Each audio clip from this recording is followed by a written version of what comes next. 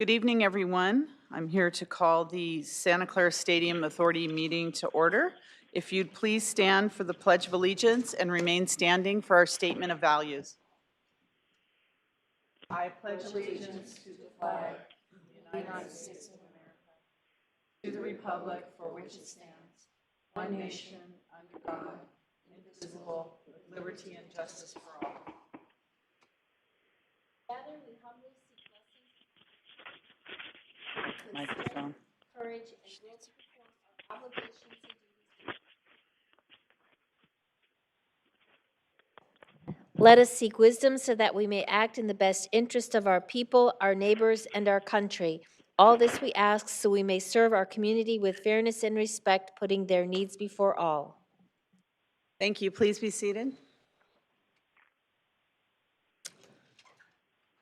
Roll call, please. Board Member Mahan. Here. Board Member Hardy. Present. Board Member O'Neill. Here. Board Member Davis. Here. Board Member Watanabe. Here. And Board Member Shahal. Here. And Chair Gilmore. Here. Thank you. May I read the statement of behavioral standards? I just wanted to let everyone know that Board Member O'Neill is at the Mayflower Hotel in Washington, D.C. So when I talked about her, I'm going to look up because that's where she is, up in the sky somewhere.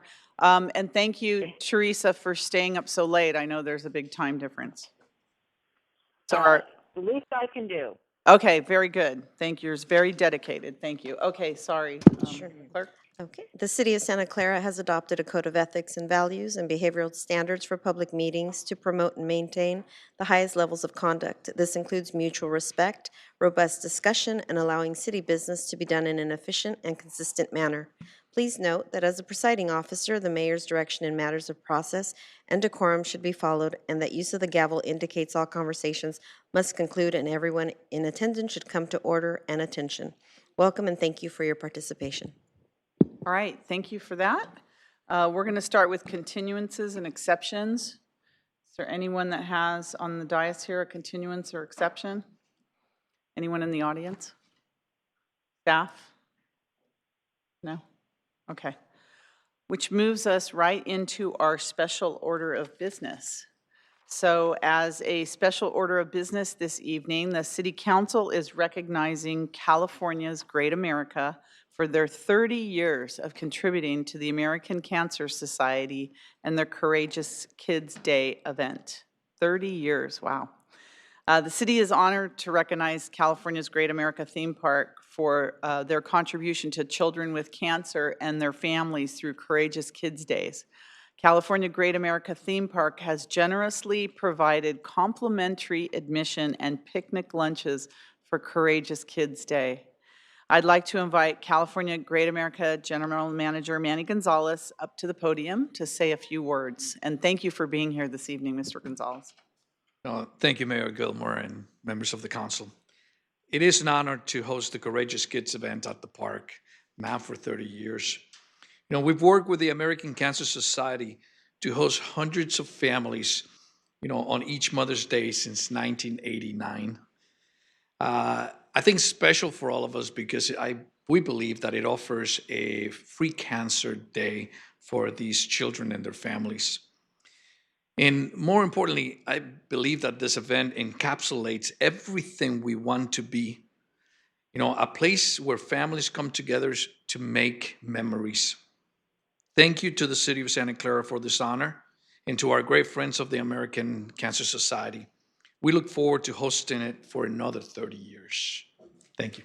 Thank you. I don't know if you really understand how beneficial that is for the attendees and what your contribution does for the American Cancer Society, and really just to take everyone's mind off that terrible disease and have so much fun at the park during the days. Thank you so much for what you've done. So in recognition of this event and your partnering with the American Cancer Society in supporting this, the council and I would like to present you with this city proclamation. So we'd love to do that up here. If you invite your staff also and American Cancer Society to join us up here for a photo, if that's okay. Thank you.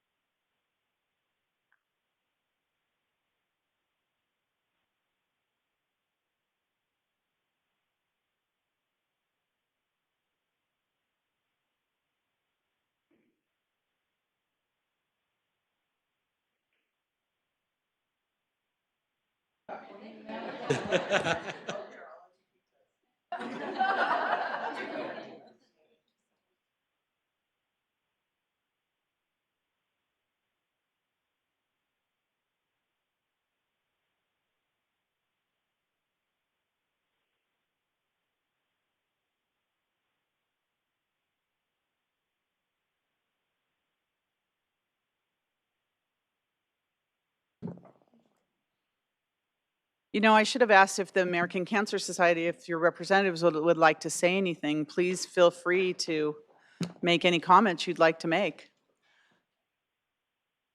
I definitely second everything you said. Like, truly, we could not be more honored to be able to partner with Great America and all that they do for our amazing, courageous kids. So we thank you so much, and it's an honor to partner with you. Yeah, thank you. We're very proud of what you do as well. We're proud that you're in Santa Clara. So thank you, Great America and the American Cancer Society, for all your work. Teresa, is there anything you'd like to say? No, just, I think you captured it well. Thank you. Just jump in, Teresa, if you feel the need. I know. Okay, thank you. She's a trooper. Thanks. Okay, the next item we have is a consent calendar. All items are approved with one motion unless there is a member that would like to pull an item from the consent calendar. Is there anyone on the dais here who would like to pull an item? Any member of the audience? Okay, is there a motion to approve the consent calendar? Motion to approve the consent calendar? Motion second to approve. Any discussion? Any member of the audience want to speak on any item? Okay.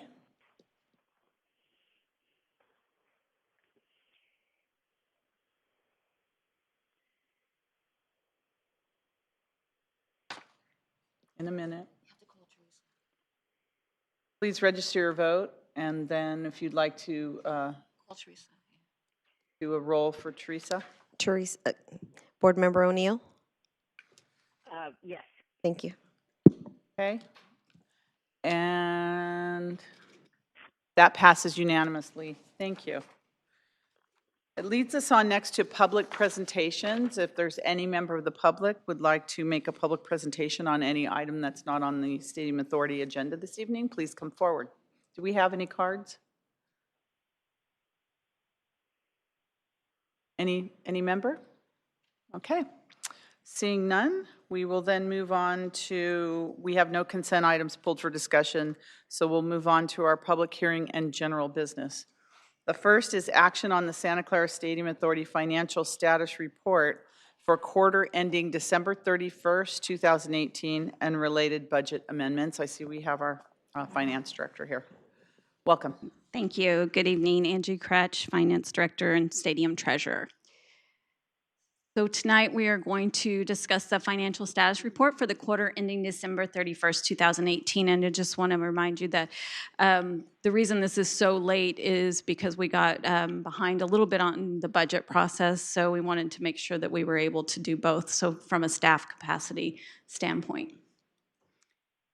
So we will go over the NFL events, the non-NFL events, the operating budget status, debt schedules, capital improvement program, and then we also have budget amendments that were included in this report. So as of December 31st, 2018, there were 10 NFL events held with a total of 651,000 approximately tickets sold. Of that, the stadium received $8.1 million in NFL ticket surcharge, which is based on the 10% of ticket sales to NFL events. The city of Santa Clara received $228,000 in senior and youth fees based on the 35-cent ticket charge for the NFL events.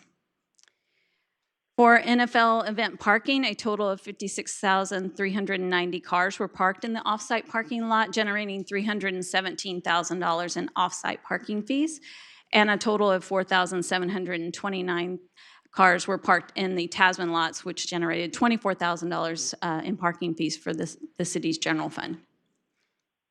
I'm sorry about this chart. I know it looks a little vulgar. The spike there is the Raiders game. So our public safety costs actually increased by double. So public safety costs amounted to $2.9 million, with $2.2 million of that, or 75.4% of that being city costs, and $707,000, or 24.6%, as outside agencies, and then the $317,000 that I had mentioned previously on the parking covered a portion of these public safety costs.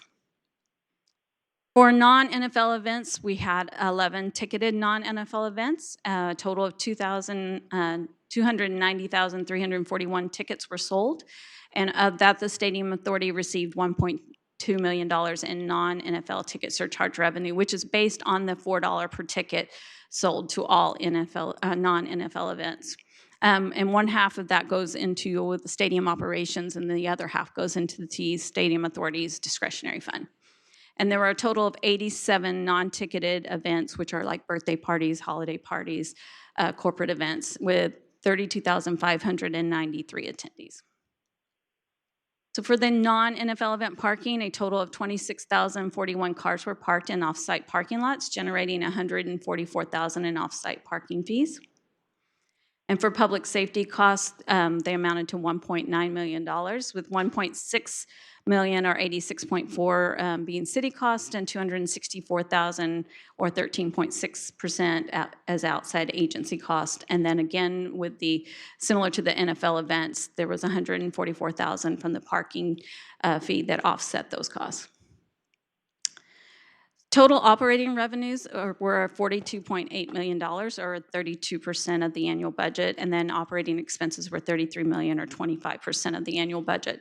With 3 quarters, we should be at 75%, but because we budgeted the non-NFL event revenues and expenditures at gross, and we haven't received that yet, that's why we're trending behind. So once we get those final numbers, it should be in line.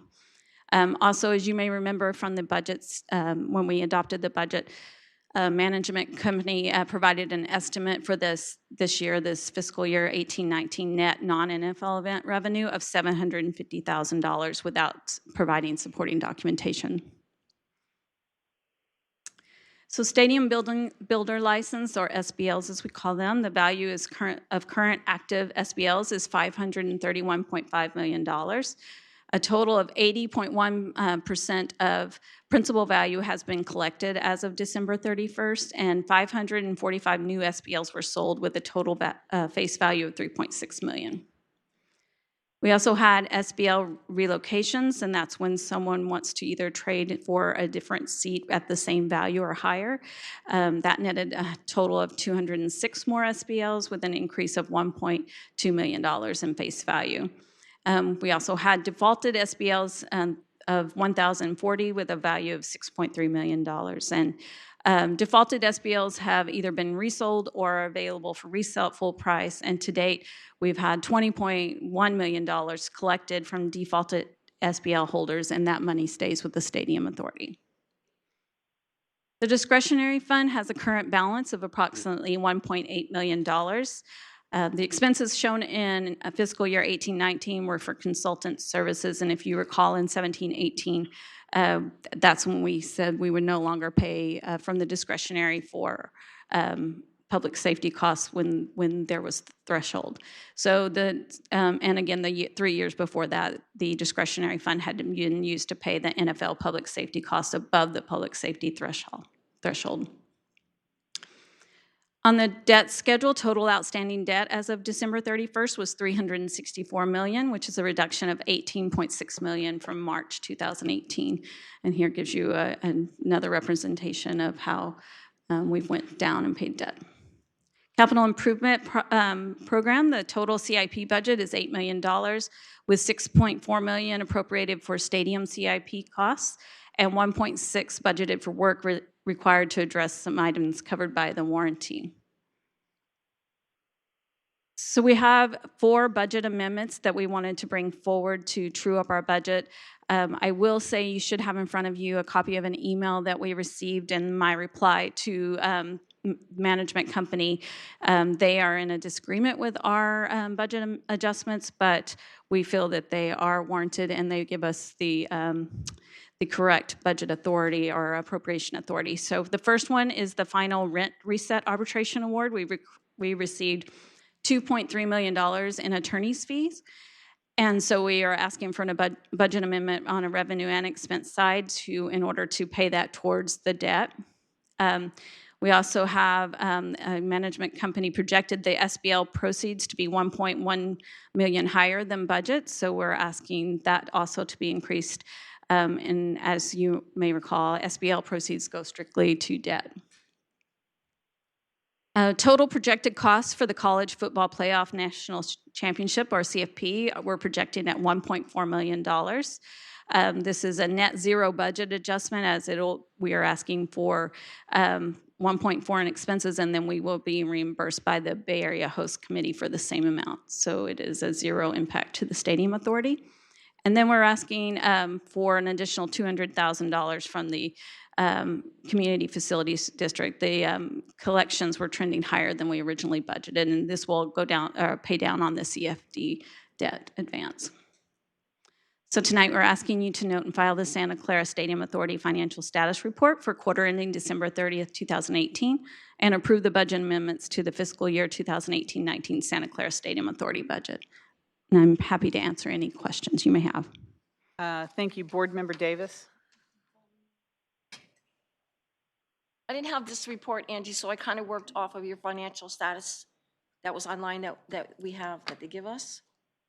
So in the, when you made the original agenda report, did we receive that $2,000 on April 27th? Because I know you do these a week in advance. And it said that it was due, 2,000 was due by April 27, 2019. Did that come in? Is that part? Is that the public safety costs? I think No, it was 2,000 a ticket thing. It was a ticket surcharge. And it said all but $2,000 have been fully reimbursed by the city in combination of payments. And then it says the reimbursement invoice of $2,000 was due on April 27th. So I was wondering if that came in, because I know you write the staff reports a week in advance. So I didn't know if it came in that interim time. So those are, yeah, I think that's public safety costs because it's under non-NFL Public? events. Yes. Okay. So no, we have not received that, nor have we received the, On the second page, I was going to ask you yeah, the same we have question. not received those Then yet. there's a $334,000. That was, $27,000 was past due out of the $334,000. So that didn't come in either That has not come in. at the time of the report. Okay. Correct. And my next question was, they have seats that are down on the ground now, and those, did they ever get SBLs on those, or because they were put in on both ends for some kind of advanced watching or whatever that was, but was that to be a SBL? That's part of our next presentation, so we have a couple of attachments in the next report. Okay. And we'll go over it as part of the next item. Okay, moving on. Saved me answering a question. Yeah, no, that's good. For Okay. now. Yeah. And then the 2.3 million that we had in the attorney's fees for the final arbitration. So any extra money that we get, does that go to pay down the debt? I mean, is that an automatic that we do? Yeah, so the way it is it would be excess revenue at the end of the year, so any excess revenue goes towards debt. Okay. That's the way the agreements are structured. Okay, cool. And then I had, and then the amendment for the host committee, then when they had the playoffs, you reconcile it through an amendment, but how does that track? Is that something that is not added to the budget? It just, because to me it looks like a wash, but how do you put that into the budget? I was just You're correct, it confused. is a Okay. wash. So we have the expenses and we're projecting that we're going to spend about $1.4 million. It may come in a little less, we just want to make sure that we're covered. That we're covered. And then we're asking also for the same amount for reimbursement because that'll come from the Bay Area Host Committee. But it will be a wash. And then I had a question on the Community Facilities District. When you said you increased by 200,000, how did you calculate an increase? Could you? So we just received, Clarify that? because the year is already done, we know we received 200,000 more than what we budgeted. So we need to Oh, okay, actually so you're- appropriate that before we can pay the debt. Okay, that answers that question. And let me see. I write these crazy little notes. And I think that was it for you. Thank you. Board Member Hardy? Thank you. If you go back to your graph on slide 15, there is a teal section. It's very small, but I'm looking at this. That's the CFD. Yeah. And on slide 18, you talk about the projection. And you're saying the contributions are higher than budgeted, but I want to understand, I don't see that teal section shrinking at all over the years. Obviously, we've taken care of the Term B loan and the agency advance, and now we're working on A, yay. But I'm curious why you said that it's trending higher than budgeted. Are we just not working on that? Is that staying there? So the CFD is based on the hotels in the area near the stadium. I believe it's 9 hotels. Is it 8 or 9 hotels in the CFD? 9 hotels. And it's 2%, so they charge a TOT. So it just depends on how busy the hotels are, and then they give us that money, and then we pay it towards the CFD debt. And you can see on this one here, it's going down less than the others because it's trending about $1 million. Looks like a net change is $1.6 million there. It's in the second line. Right. Well, that's why I didn't understand the comment on 18 where it said collections are trending higher than budgeted. So what we originally budgeted, we were probably being conservative, and we've received $200,000 more than what we originally budgeted. Okay. So because it is based on a CFD loan, we have to pay that to the loan. So we just want the appropriation authority from the board to be able to pay that towards the debt. Okay, because when I look at this, it looks like that is one of the few parts that has grown over the past couple of years. And it may just not be Not a really much, good representation. The maybe trend taking it off. bothered I think me. Tyler's telling me we're taking it off the total. We're probably not hitting it in the middle, but we could fix that the next time. Thank you. It's just that the trend bothered me, and obviously our Term A loan, that's where we're starting to work now. Mm-hmm. Is that the understanding? Okay, thank you. Yeah, the Term A loan, we were not able, we have to actually, we have a certain amount that we pay, but then we also have to offer the bondholders, and if they say no, then it all goes to the Stagco loan.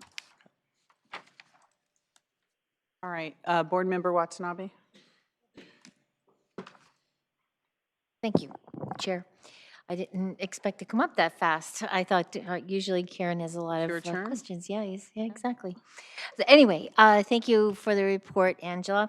I just have a couple of questions, and I don't know if you'll be able to discuss this one. In the memorandum that we received of the agenda report, there were some there was a section under the Stadium Authority budgets and the CapEx projects.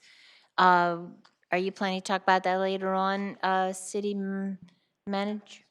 Yeah, the CapEx. Okay.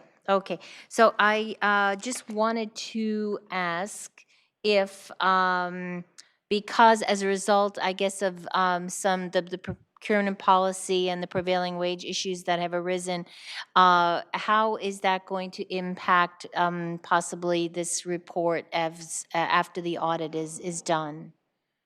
So right now, we are compliant with the board's direction to not pay any invoices. And we will be making a recommendation as part of item 5 with respect to the procurement. So we'll get to that part later. But I guess for purposes of answering your question with respect to its impacts, we're not releasing funds unless there's proper contracting in place. Okay, thank you.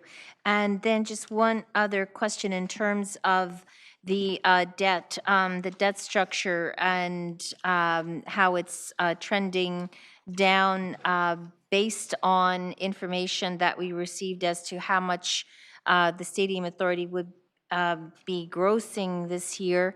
Do you see that we're still like on track? Because like previously, every year it seems like it's going down about $40 million, and between March of this year, March of last year, is it? Yeah, March of last year and December, it's gone down just under 20 million. Do you feel like we're still on track to meet that Yeah, so this is as of December 31st, but we get the majority of the SBL proceeds in March because that's when the, if you financed, that's when the payments are due.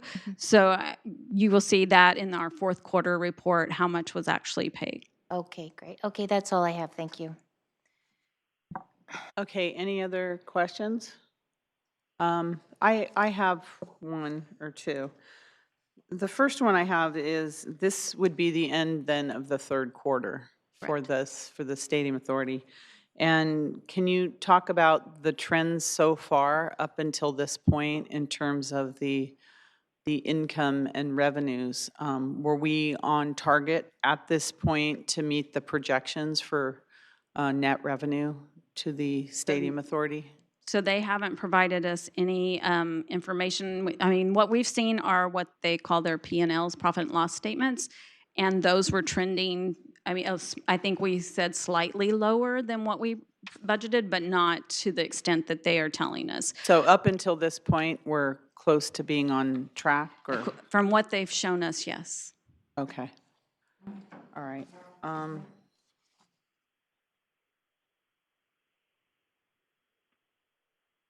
I think that's all I have for now.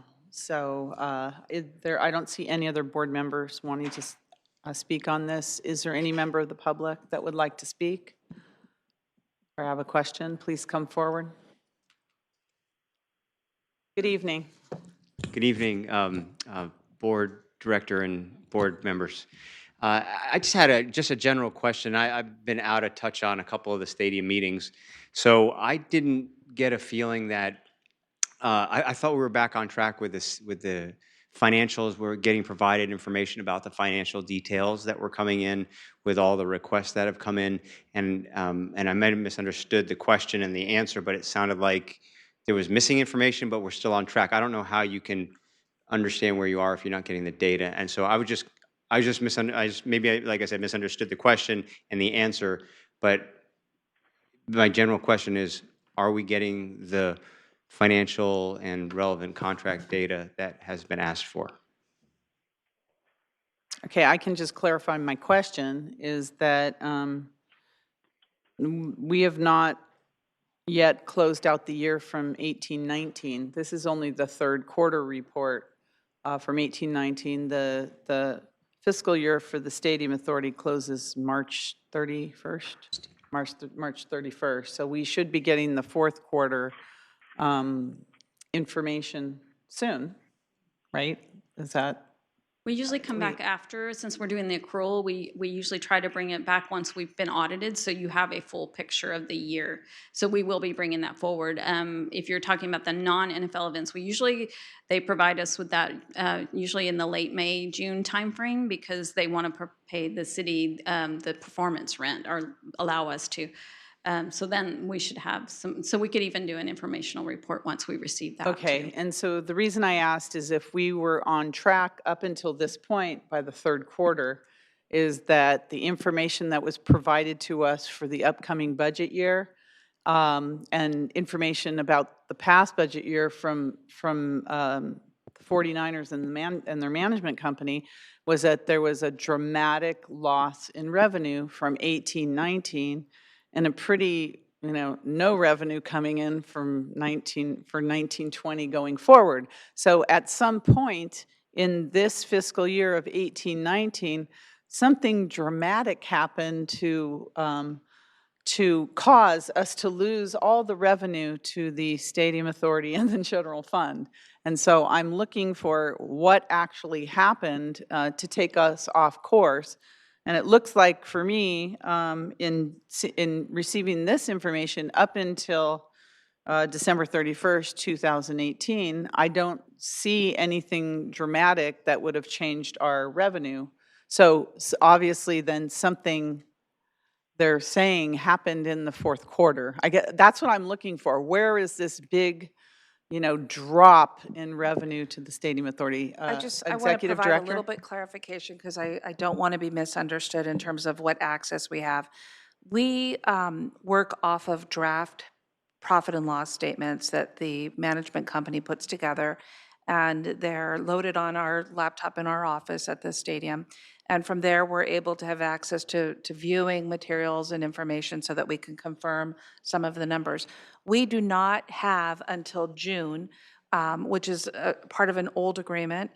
And I think it's unwise, and just given the juncture where we're at, but we do not have access in our possession, the documents, generally until the end of the year. And part of that is because just an accounting procedure of letting the events take place and having the profit and loss, draft profit and loss statements available, and then also then distributing costs that are year-round or that are shared cost or any other types of costs. And so that's the information that's key to us. We think that to the extent that there are additional expenditures, we'll bring those to the board, specifically if they have not been approved by the board. But that's what we're thinking is going to be the scenario. But to be clear, in our possession, we do not have the full documentation for this fiscal year. Are we aware at this point, just based on the information that we have that was inputted into our system at the stadium, are we aware of any out of the ordinary ginormous costs that would have flipped the balance of this? I just want to correct a statement or just add some more detail. We do have some documents on file and that have been provided to us that support some of the P&L documents, as well as with the board's direction a couple weeks ago to produce documents for ticketed and non-NFL. We are sorting through thousands of records that they have provided us. We don't know if they're complete, and so we'll have better information about the exact amount of documents to respond to Mr. Vartan's questions. But for right now, we have not seen any changed activity, and we'll look at the fourth quarter activity and the numbers to bring that back to the board. Keep in mind, though, that you have all the board has already approved a budget, so any irregularities out of that would need to come back for board approval. Who inputs the information into the system at the stadium that we work off of? So Manco staff will go into our office and put it onto our laptop. Are you talking about like all the documents, the support? Whatever Yes. numbers we have up until this point, they have inputted that information in there? That's correct. And I just want to be real clear, it's not a financial accounting system. It is Excel documents and attachments. And so we're not even Are there as an numbers accounting system. associated with it? There are numbers that they provide for us, and they're in draft form.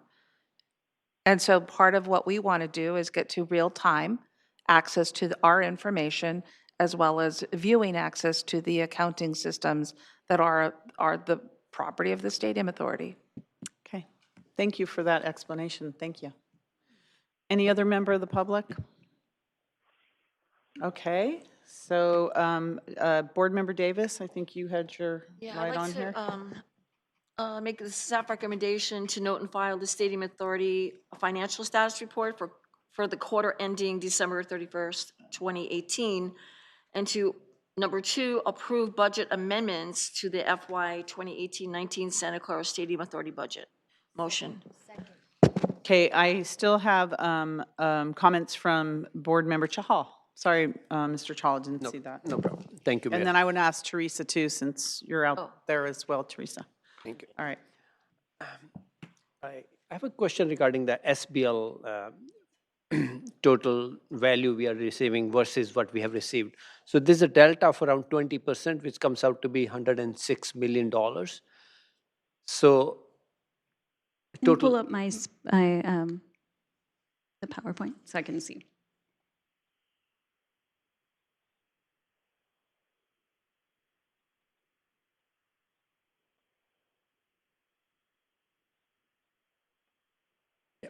yeah.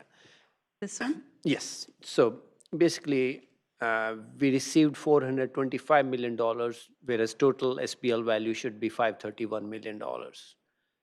80% of that has already been received, right? Correct, because So- they had 10 years to pay it. 10 years. Oh, that was my question. How much is amortization on that? So that's a 10-year Yeah. amortization. Unless they bought it, so if they bought a SBL that was defaulted, their 10 years would start over. That person's 10 years would start. So there is going to be some overlap. Once the bulk of it will be paid off in 10 years, but if someone bought in the 5th year, they're going to go 10 years from that. so that, then it would look like 15. We'll still be getting some payments. Oh, okay. And how are we doing? Like, I saw that we had $20 million default coming, but what's the percentage of that, like, to the overall default? I don't have the percentage in front of me, but That's fine. but the $20.1 million, when they default, we get to keep that, and then we resell it so that the stadium authority is not losing or at a loss on that. So hopefully we would be able to sell, when it says 1,040, we'd be able to sell those, and then we'll keep the $6.3 million as those are sold. Coming to that. So basically, the default is very low. I think so. It's 1,000 out of 60 something SBLs. I think out of almost 66,000. So yeah. Okay, thank you. I had one more question before the vote, and I support the motion, but why are the 49er Management Company opposing the payment of attorney's fees when they lost in the arbitration and they were ordered to pay them? So why are they contesting that? So in the email, if you look at it, it was actually, I would say, kind of strange because they didn't address that one or the CFD, but they addressed ones that we were not even asking for. They were asking us about, it's the one where you can see mine in red. Their question is first, and so one of them, they are saying the non-NFL events revenue and expenses, but we don't have those numbers, so we don't know what's materially inaccurate. And then I can't remember, let's see, what was the other one?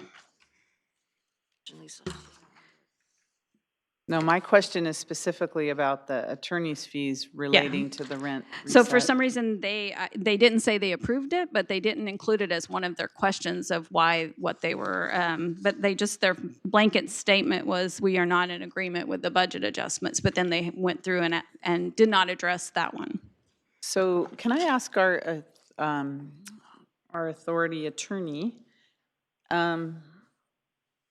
what happens if we don't get reimbursed for those fees? I mean, do we have to go back to court?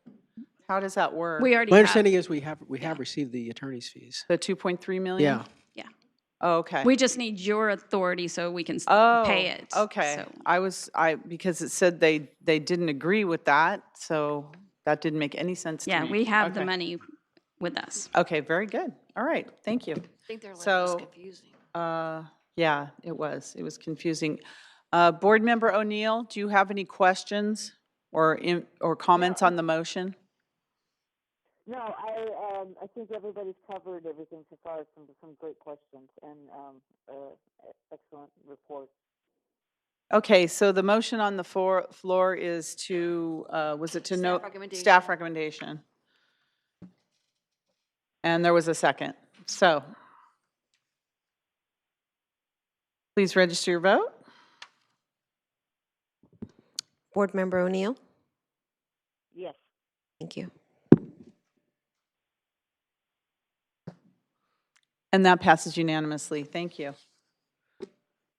And thank you for that report. Next item we have is the informational report transmitting Levi Stadium manager responses to Stadium Authority Board inquiries, of which Board Member Davis, I think you had one of the questions. Executive Director. This follows our December second quarter financial report out, where several inquiries were made on the part of the board for us to follow up on.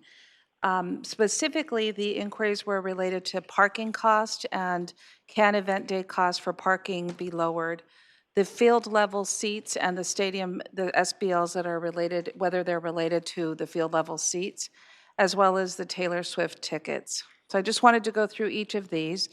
And first, bring to your attention that we did try to get responses in the December, during our monthly meetings in December and January. We did receive some commentary from the management company on these topics. However, the quality of the responses or the thoroughness or whether they fully address the board's concerns, we felt that they fell short, so we invited them to provide a written document to respond directly to the board. So just going through each of them, there's still some issues that we think need clarity, and we'll follow up with them at our May meeting, which is scheduled for later this month. But on the first part, the stadium manager referenced that they felt that the parking cost was addressed and had been discussed in previous meetings in our neighborhood parking protection discussion. They did reference that reducing the cost of parking would not be effective in achieving the desired outcome. However, we're still not clear in terms of what they are referring to the desired outcome. And so our interest is in having them provide us with some information, perhaps some data or analysis about strategies for driving the parking costs down and what they believe would be the projections. So our follow-up is to continue to work on this issue, and we've added it to the work plan to look at parking in general. The next item is why about the field seats and the SBLs. And this is one that you'll need to look at your attachments in your packet because we did ask the question. It appeared as if the stadium manager's response was in person. In our personal meeting, there was some gaps that we assisted with filling with respect to our working knowledge that the tickets were on sale on a seasonal basis, although that wasn't the impression during our comments. They did provide a letter from the NFL. However, we felt it was incomplete because when we were asking if they're selling seasonal tickets for the field seats, it was our impression that there should be an SBL attached to that. However, we understand from the stadium manager as they reflected or led us with the impression is that there is an NFL application process where the NFL reviews the application and that there's guidelines for them approving the application. We asked for copies of the applications as well as the guidelines to better understand whether SBLs would be attached to these premium seats. We haven't gotten that information, and we still feel as though this is incomplete and a matter for us to understand because of the revenue impacts for the stadium authority. So with that said, we feel that for our next steps, it's in our best interest to, the seats have been removed, they're on an annual permit, and that we will not issue any permits related to these seats until we can get the documents, the applications, the guidelines, so that we have a better working understanding about revenue impacts to the stadium authority.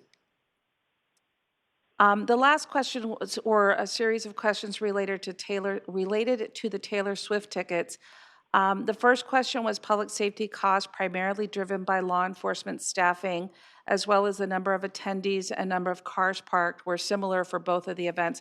That is the case, and as brought up in December, there was questions about the differential of roughly about 21,000 attendees or sold tickets. And we think it's important to mention that our law enforcement costs are based on our staffing needs from an attendance projection that is in large part projected by the stadium manager. So had we not had the 21,000 free attendees, we would have brought our staffing footprint much down or reduced it so that it would have driven costs downward. However, because we had a higher projected number, regardless of whether tickets were sold, obviously our interest is public safety at these events, and we staffed according to the projected attendees. The other question was how many tickets were given away. It looks as if there were about 20,000 tickets that were given away. And I just want to add, when we see these numbers, it's not a perfect science because there's information that is still a gap for us. We know tickets sold, we know the tickets swiped, but it doesn't mean that those are direct relationships. It could be that people purchase tickets and then they don't attend, and so they end up not being swiped. And so there's just a lot of details that before we say this is the amount that was the exact amount to make a determination. We do know, though, however, and as widely covered by the media, even back in earlier this year, that there were a significant number of tickets that were given away. In terms of where the tickets listed on Gold Star or other discounts, there was no comments there. And I wanted to add a detail. Oops, I'm going the wrong way here. Read that fast. Yeah, I'm going the wrong way. I do think it's important that I make clear that ultimately, these activities are driven between an agreement between the stadium manager and the promoter, and what authority the promoter has with respect to sale of tickets, pricing of tickets, and the giveaway of tickets. And our agreement is not silent on this matter. Our agreement, I don't have the provision in front of me, so I'll just work from memory here. But the agreement specifically qualifies the authority to give away tickets for free for targeted attendees or targeted groups. When it's for and under that scenario, we're not eligible for the $4 surcharge. If it's for general public, then we will be, and Brian's going to fill in the gaps here. I want, before Brian fills in the gaps, I think it's important that ultimately it is the stadium manager that executes those agreements and has the authority to amend those provisions, include them or not include them. And so we believe that that's an issue for us to have further discussion with the stadium manager. I don't think the lease actually talks about use of the word targeting. So the real operative phrase in the lease is sold or offered to the general public. So the stadium manager is arguing that they don't have to pay the surcharge because they targeted the distribution of these free tickets to certain groups, and it's their argument that that's not to the general public. I don't agree with that interpretation. I think that when you give away 20,000 tickets, that's doesn't really seem like some kind of targeted group. It seems simply like a segment of the general public. And I've looked up the definition of public in Black's Law Dictionary, and I think it's consistent with that interpretation. The lease does not define what they mean by general public with respect to the surcharge issue. The other argument that they made was you asked the wrong entity for the surcharge. You asked the Manco, and Manco is not the one that pays the surcharge. Stadco pays it. So I think what we're going to do is turn around and tell Stadco we disagree with Mr. McNeil's interpretation of the lease, and Stadco, please pay up the $4 per ticket, and we'll see what they do. That is correct. Their response did refer to the targeted, not the agreements. I also want to mention that we read about in the media the practice of the Taylor Swift tickets being given away with purchase of tickets at Mountain Winery. And so Read that as we well. wanted to understand a little bit better. And Walter has already requested the return of those surcharge funds so that we can address this concern. And so we'll be advancing that as well. So our recommendation is to note and file this report and to continue to seek responses for any areas that we feel we still need more information to respond fully to the board. All right, Board Member Hardy? Thank you. Thank you for that report. So basically on this question number 3, it comes down to the terminology targeted groups and what it says in our contract. Am I understanding that right? Are there no limits in the contract as to what the targeted groups can be? And I understand that you're trying to push them for that surcharge if you can show that those tickets were sold in some way. The lease does not use the term targeted groups. The lease uses the term, it says that simply that they have to pay a $4 surcharge on tickets sold or offered to the general public. And they're arguing that because they targeted certain groups, that exempts them from the definition of general public because they offered them to. I frankly don't understand their argument, but they're the ones using this concept of targeting as opposed to try to get out of the idea that they were indeed offered to the general public. So that's not a legal term. That's one that was invented, the targeted groups. Well, no, I don't think there's any legal definition of targeting. So it's a concept that they rose in defense of why they didn't pay us the surcharge. Thank you. Board Member Davis? Okay, Brian, so I guess it's another legal question. The seats that they put in, that's what I asked earlier, on both ends of the field, and they were sold at 4 seats for like $50,000 or something like that. It was a very high expense. And they put them in without getting the application first. Is that how I'm understanding? Is that how they responded to you, city manager? Was that they were waiting for NFL approval, but they put them in anyway? So I don't know I'm what kind of- happened. Okay. All I know is that in December, when I asked them about whether there was SBLs, and because they're there, the response originally started with their tickets are sold event by event, and then we provided information of how online they're being sold for this season, which then looks as if it should have an SBL. Right, The okay. response then went into, there's an application process to be approved by the NFL, there's guidelines to be reviewed, and so we asked for that documentation, and all that we have received is the letter that's in your packet from, I believe it's to Mr. Scott Sabatino from an NFL operations Okay, so executive. as of today, it said the seats are not permanent, so they are now gone, correct? Yes. Okay, so what is not going to stop them from putting those seats back in when August starts, the non-NFL season, well, the 2 games prior to the NFL season? Are they going to put them back in, or does that approval have to come back to us again? And would it be SBLs So attached? in order for those seats to be installed, they require permits from the city. Okay, permits, And so okay. we've said here that until we understand the application process, the guidelines, whether there should be an SBL attached, we're not going to permit that, the seats. Okay, yeah, because we have season tickets, and it's preseason, starts in August, and then they kick off, so, okay.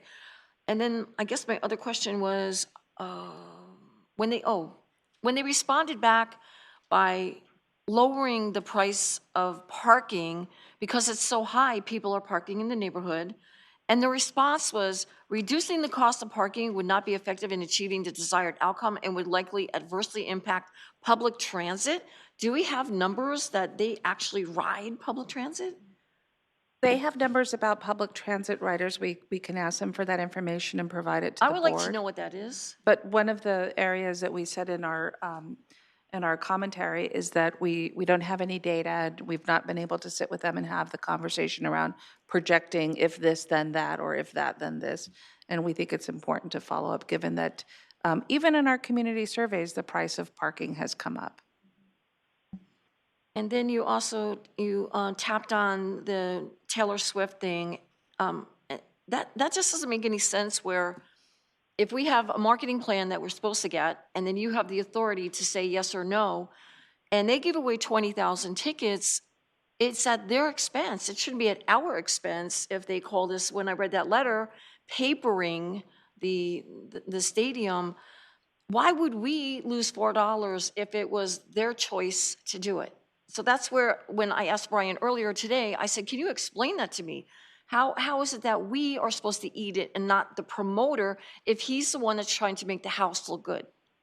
So I just want to clarify that I don't have the authority to say yes or no. The sole rights to book events, non-NFL events at the Levi Stadium is with the stadium manager. I do think that our review should be informed by a quality marketing plan that allows for us to understand the strategies. And this is an area in the marketing plan that we wanted to understand when a high volume of tickets are given away to the general public and we're losing revenue. How does that result in the booking of additional events or anything that might reflect a strategy? Okay, I think that's all I have for this one. Thank you. Thank you, Board Member Watanabe. Thank you, Chair. I agree with a lot of what Board Member Davis just shared. But going back to the parking costs, I had a very similar comments. And, the desired outcome about potential adverse impacts from lowering the event day parking lot costs. I mean, I agree 100% that as a result of, parking costs being, I think it's $60, they are parking in the neighborhood as a result. And I thought about this as I was going through the packet. We went to the Warriors game on Sunday. It was last minute plan, and it was actually cheaper for us to drive to the game than take BART, because BART has some transportation issues right now.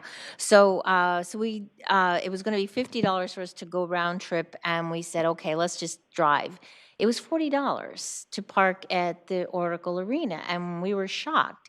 And traffic wasn't bad. I mean, you're talking about a playoff game, and frankly, we were pleasantly surprised. I mean, $40 isn't, I mean, it's still a lot, but it's a heck of a lot better than $60. And so I mean, I really don't agree with the stadium manager response about that the cost would not impact. The other thing regarding the public transportation, I mean, I would like to know what the numbers are as well. Frankly, I don't think that public transportation has been properly promoted. There was one of the seasons, I think it was 2 seasons ago, there was supposedly a VTA pass that was being promoted for the 10 games, the 10 season games, but it wasn't properly promoted. And I think only maybe 10 or 12 passes were sold for the season. I mean, if you want to generate, a good number of passes and promote public transportation, you have to get out there and do it. And I mean, just seeing where only 10 or 12 passes were sold, well, obviously, you're not really pushing public transportation, and people are going to drive, and they're going to park in the neighborhoods just because they don't want to pay $60. As for the Taylor Swift tickets, as I recall, the how this all came to light was when we were doing, I think it was a preliminary review of stadium. It was a review of stadium costs and activities, and then we saw the discrepancy between the two events and the public safety costs. And then I believe, if I remember correctly, it was Council Member Davis brought up the what is this discrepancy? Why were there so few tickets? So many people less people in attendance from one show to the next, and yet the public safety costs were the same, and it brought it all to light. Then, and as a result, I don't. If you hadn't noticed that, then it was true. Okay, sorry, Board Member O'Neill. That we would not have known that. And so as a result, a lot of information has been brought to light, and we've learned, about papering events, with the goal of not making an event look bad because it doesn't look like people are attending it, so you give away free tickets. But at the same time, we have a stadium manager that's overseeing, these decisions and working with the promoter. I mean, obviously, we didn't know about this until, again, Board Member O'Neill noticed the discrepancy in the numbers. And as a result, I mean, if it hadn't been brought up, we would never have known. But the bottom line is that there has to be an accountability here. I mean, the Stadium Authority is losing a lot of money as a result of this, and not to want to pay a $4 surcharge because of a decision that you made and didn't tell us about, and probably maybe hoped that it was just going to slip through the cracks. That's not right. And so, I mean, we as the stadium authority we need to be made whole as a result. And so, I really hope that there will be further, review of this and getting the documentation so we can do the right thing on behalf of the stadium authority. Thank you. That's all I have. Thank you. So I'm sorry, it knocked me out of my system here. Board Member Chahal. Thank you, Chair. I have a question regarding the NFL letter, very short letter, right? It does mention something about, I want to go on the historical perspective of that. Like it does mention subject to annual structures on the field level are subject to annual review and approval prior to each season in accordance with the game operation manual, stadium facility section, youth field seats. So is that the approval, they're talking about the approval from the city to put these seats? From the planning, or whose approval they're talking about? So in our original discussion in December, the conversation with the stadium manager revolved around an application process with guidelines that a strictness in terms of the reviews and the approval process for the seats being installed. We asked for the application as well as the guidelines. This is what we received. So I can't speak beyond what's in front of you because I just don't know. Oh, okay. So we do not have any history of them applying for extra seat in the previous years? We asked for information around that and applications and guidelines. We have not received anything from the stadium manager. Oh, okay. But This is all we have. we have from them. But does city has anything? If we check on the city We will planning have depart- our permits Yes. if we've permitted them. Right. Does city have that? I'm Yes. trying to find out. Yes, Oh, we permitted it? we permit them. We permit them, and we permitted in the past. We have permitted them in the past. Okay. And we do not have any history why that permit was raised, what reasons they were trying to put those seats for?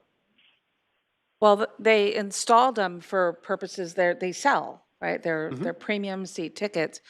Our question is, if they're being sold for a season, whether there should be an SBL attached to it or not, because we receive revenue from each of the seats sold. Okay. So there are two questions, like,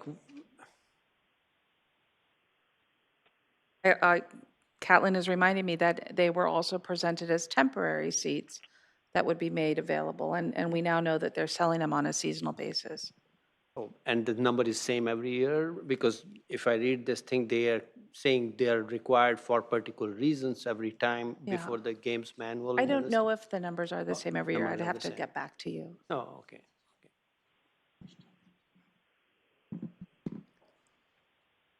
Okay, I even am corrected. This last year was the first year, Last year and was so the we permitted them. last year was the first year. Oh, okay, so we are only talking about 1 year when we Yes, did this. yes. Okay, thank you. Thank you. Board Member O'Neill, do you have any questions, comments? Not at this point. I'm okay. Okay. I just had a couple of comments. First, talking about parking. The cost is high for parking now, and therefore a lot of people are parking in the neighborhoods, which is really disrupting our neighborhoods. Coming soon is going to be the loss of some of the open spaces where their cars are parked for Levi Stadium, such as the Kylie project, whatever happens with that. That's a huge lot that is used. The related project will break ground and start to be developed. There's going to be a loss of spaces there, at least for a while. In the long term, at least 700 or 800 spaces will be replaced. And then we're finally, after 5 years, getting protection for the neighborhoods to keep the parking out of the neighborhoods. So there's going to be a big parking crunch. I know when we originally negotiated and the promises were made that there were going to be all kinds of agreements with neighboring businesses and other things, and we have to make sure that we are following the agreements and that we have proof of where the parking is before events are allowed to happen at the stadium, because the parking crunch is coming. And if they think that lowering the price will discourage people from parking, I can't follow that. I can't follow that line of thinking. It makes no sense to me. So I think parking is a big issue that's really has to be dealt with, and it needs to be dealt with now, because the loss of it, and again, the protection of our neighborhoods is going to really cut down on people parking in the neighborhoods. The seat licenses. I found out about the seat license, the seats on the field through Google Alerts. It never came to the city council for approval, as far as I know. And I found out about it, and just looking at their own promotional information on those seats, which started just this last year. So, so I don't know if I've heard we have active permits, that they did get permits. I'd like to see who signed those permits. We never saw those permits. But I did see that according to their information, they had 64 new field seats with reclining chairs. A box of 4 seats cost $50,000 for the upcoming season. So you bought them for the season. There was 24 seats and 6 boxes in the south end, and they came with all kinds of perks and food and beverage and everything else that went along with it. 40 field seats and 10 boxes in the north end of the zone, and the fans have access to a lot of information. So they were sold according to their own promotional information, by season.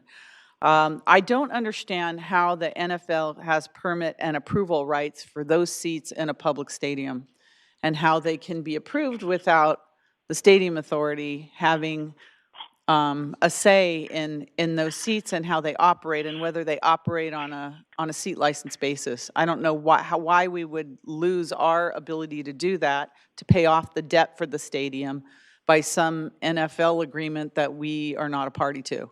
So I think I would be interested to see what that, if they ever provide it, what that agreement says. In terms of the Taylor Swift concert, I want to thank Board Member O'Neill for bringing this to our attention as well, and trying to figure this out. I think that, the 49er Manco says they gave tickets to targeted groups, including veterans, local universities, and local employers. I assume they didn't provide any information backup information as to back up those claims of who they provided it to. I did read the same information that the free tickets were given as part of, if you buy tickets to the Mountain Winery or some other of their events, they included free tickets to Taylor Swift. So the deal for giving the free tickets away was made between the 49ers Manco and the promoters. And so whatever deal they made. But I think what we have is really a much bigger issue. And the bigger issue is their management ability. And their management ability in booking all these money-losing events for the stadium authority that shouldn't be happening. I think that it's only the 49ers and Manco that can manage to take one of the hottest rock and roll artists in the world and manage to put on a concert that loses money for the stadium authority in the city of Santa Clara. 20,000 free tickets given away, or whatever amount they gave away, is ridiculous for an artist such as Taylor Swift. I just can't even imagine that. So I would really love to see the deal that was made between our management company and the promoters, that would happen for an artist of that magnitude. But again, with all the information that we got in terms of the events that make money for the stadium authority and ultimately the city, and the events that lose us a tremendous amount of money, such as that second Taylor Swift concert, really leads to their management ability, which I have grave concern about, and which we are just finding in terms of getting the details, that they do not have the experience to manage the stadium. So thank you very much for this information. It's disturbing, all of it. And I know you're doing your very, very best to help us to get to the bottom of all this so that we can actually get to the point where this is managed professionally, but we're just not there right now. So there was a motion to note and file. Was there a I'd motion? like to add for the Yes. record, because it did come up, the letter from the NFL, the reference to their approval or that what anchors the field seats is reference to a game operations manual for the NFL. I also wanted to put in the record that the letter from the senior vice president refers to the SAP facility. And so we just think there's a lot of confusion on this issue. You mean they're confused as to which facility they're talking about? Oh, how interesting. Okay, we'll send that to San Jose so they know that, in case they see some seats pop up over there.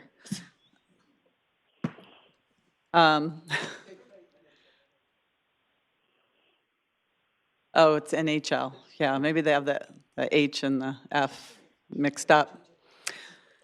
Okay, is there any member of the public that would like to speak on this issue? Please come forward.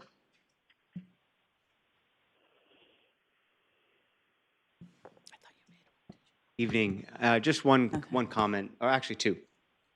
The parking comment, I hear your concerns and frustrations about losing parking and reducing costs. How can that possibly make things worse, because people will be encouraged to park in the parking lot? It's not as simple as just take this down and people will go park there. Their point, I think, is you want to try and mitigate cars actually coming to the area. I think that was where they were trying to go. I don't think they did a very good job getting there, because I don't think they provided any data. So that's where I think they're headed. And if they can show that their transit solutions and other mobility solutions work, then maybe they can get there. But just saying it doesn't do diddly. The second thing that I think is something you can do is kind of a low-tech way to just I just keep hearing this lack of trust and lack of good faith or goodwill that the management company is doing. I mean, like I said, I haven't been here in a couple months paying attention to this. And neither but, have they, so here you yeah, go. well, I see Yeah. that. I don't see any, once again, I don't see any 49ers here representing their organization, which is just mind-blowing to me that they don't attend these meetings. But since there seems to be a lack of credibility on their part, a low-tech way on some of these things is just to have a camera at the stadium that just kind of snaps some of the prime areas. So if they start adding seats without telling you, which it seems like goes on, maybe you guys can get a little, do some spot audits on stuff like that, just so you have a record of what to compare it to. So anyway, thank you. Thank you. Anyone else? Okay, Board Member Davis? Oh, okay. All right, thank you. You're stretching. Board Member Davis? Thank you, Mayor. I would like to make staff recommendation to note and file the report transmitting Levi Stadium manager responses to the Stadium Authority Board inquiries. It's motion. Is there a second? Any other discussion?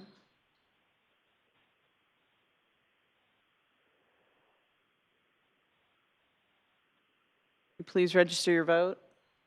Board Member O'Neill? Yes. Okay, and that passes unanimously. Thank you. All right, moving on.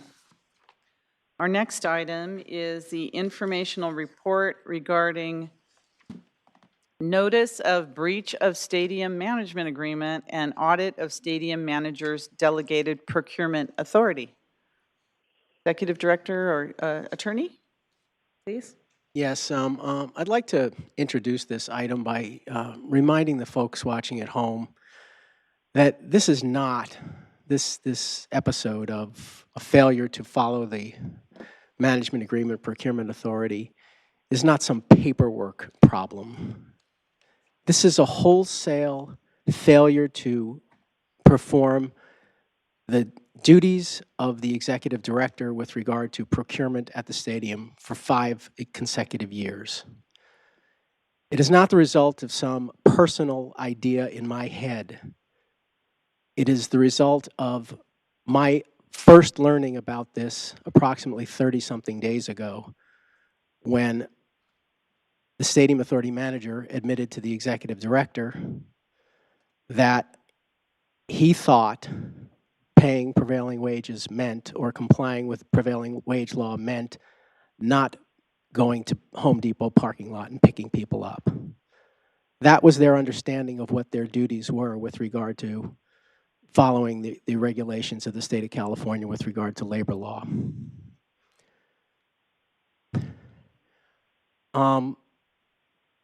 As you may recall, I issued a notice of breach pursuant to the management agreement between the Stadium Authority and Manco.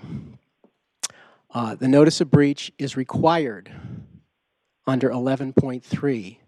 It says each party shall promptly notify the other party of any act or omission believed to be a breach of this agreement. Within hours after my hearing that there was this potential problem of the stadium manager not complying with prevailing wage law on behalf of the stadium authority, I virtually immediately notified them in accordance with my duty under the contract to notify them of my believed breach of the agreement. The notice of breach is part of a two-step process. The first step in the process is a notice of the breach with an opportunity for the breaching party to cure within 30 days. I provided them with a notice of breach under the previous section, and under section 11.1.2, following 30 days within which no cure was provided by them, I issued a notice of default. The First Amendment to the management agreement requires the stadium authority manager, the stadium manager, that's Manco, with full authority and direction to select the providers and to negotiate, approve, enter into, and administer contracts with such providers on behalf of the stadium authority. As and to the extent the executive director has that authority to enter into such stadium procurement contracts. So this amendment wholesale transferred the authority of the executive director to our contracting party. This occurred approximately 5 years ago at the beginning of the management of the stadium by Manco. Again, on March 21st, the Stadium Authority, through a letter by me, issued a notice of breach of the stadium management agreement due to the manager's failure to comply with the labor code and DIR regulations for prevailing wage requirements for contracts paid for in whole or in part by public funds. The notice also identified the stadium manager's failure to comply with the Stadium Authority procurement policy as set forth in the Santa Clara City Code, Chapter 17.30.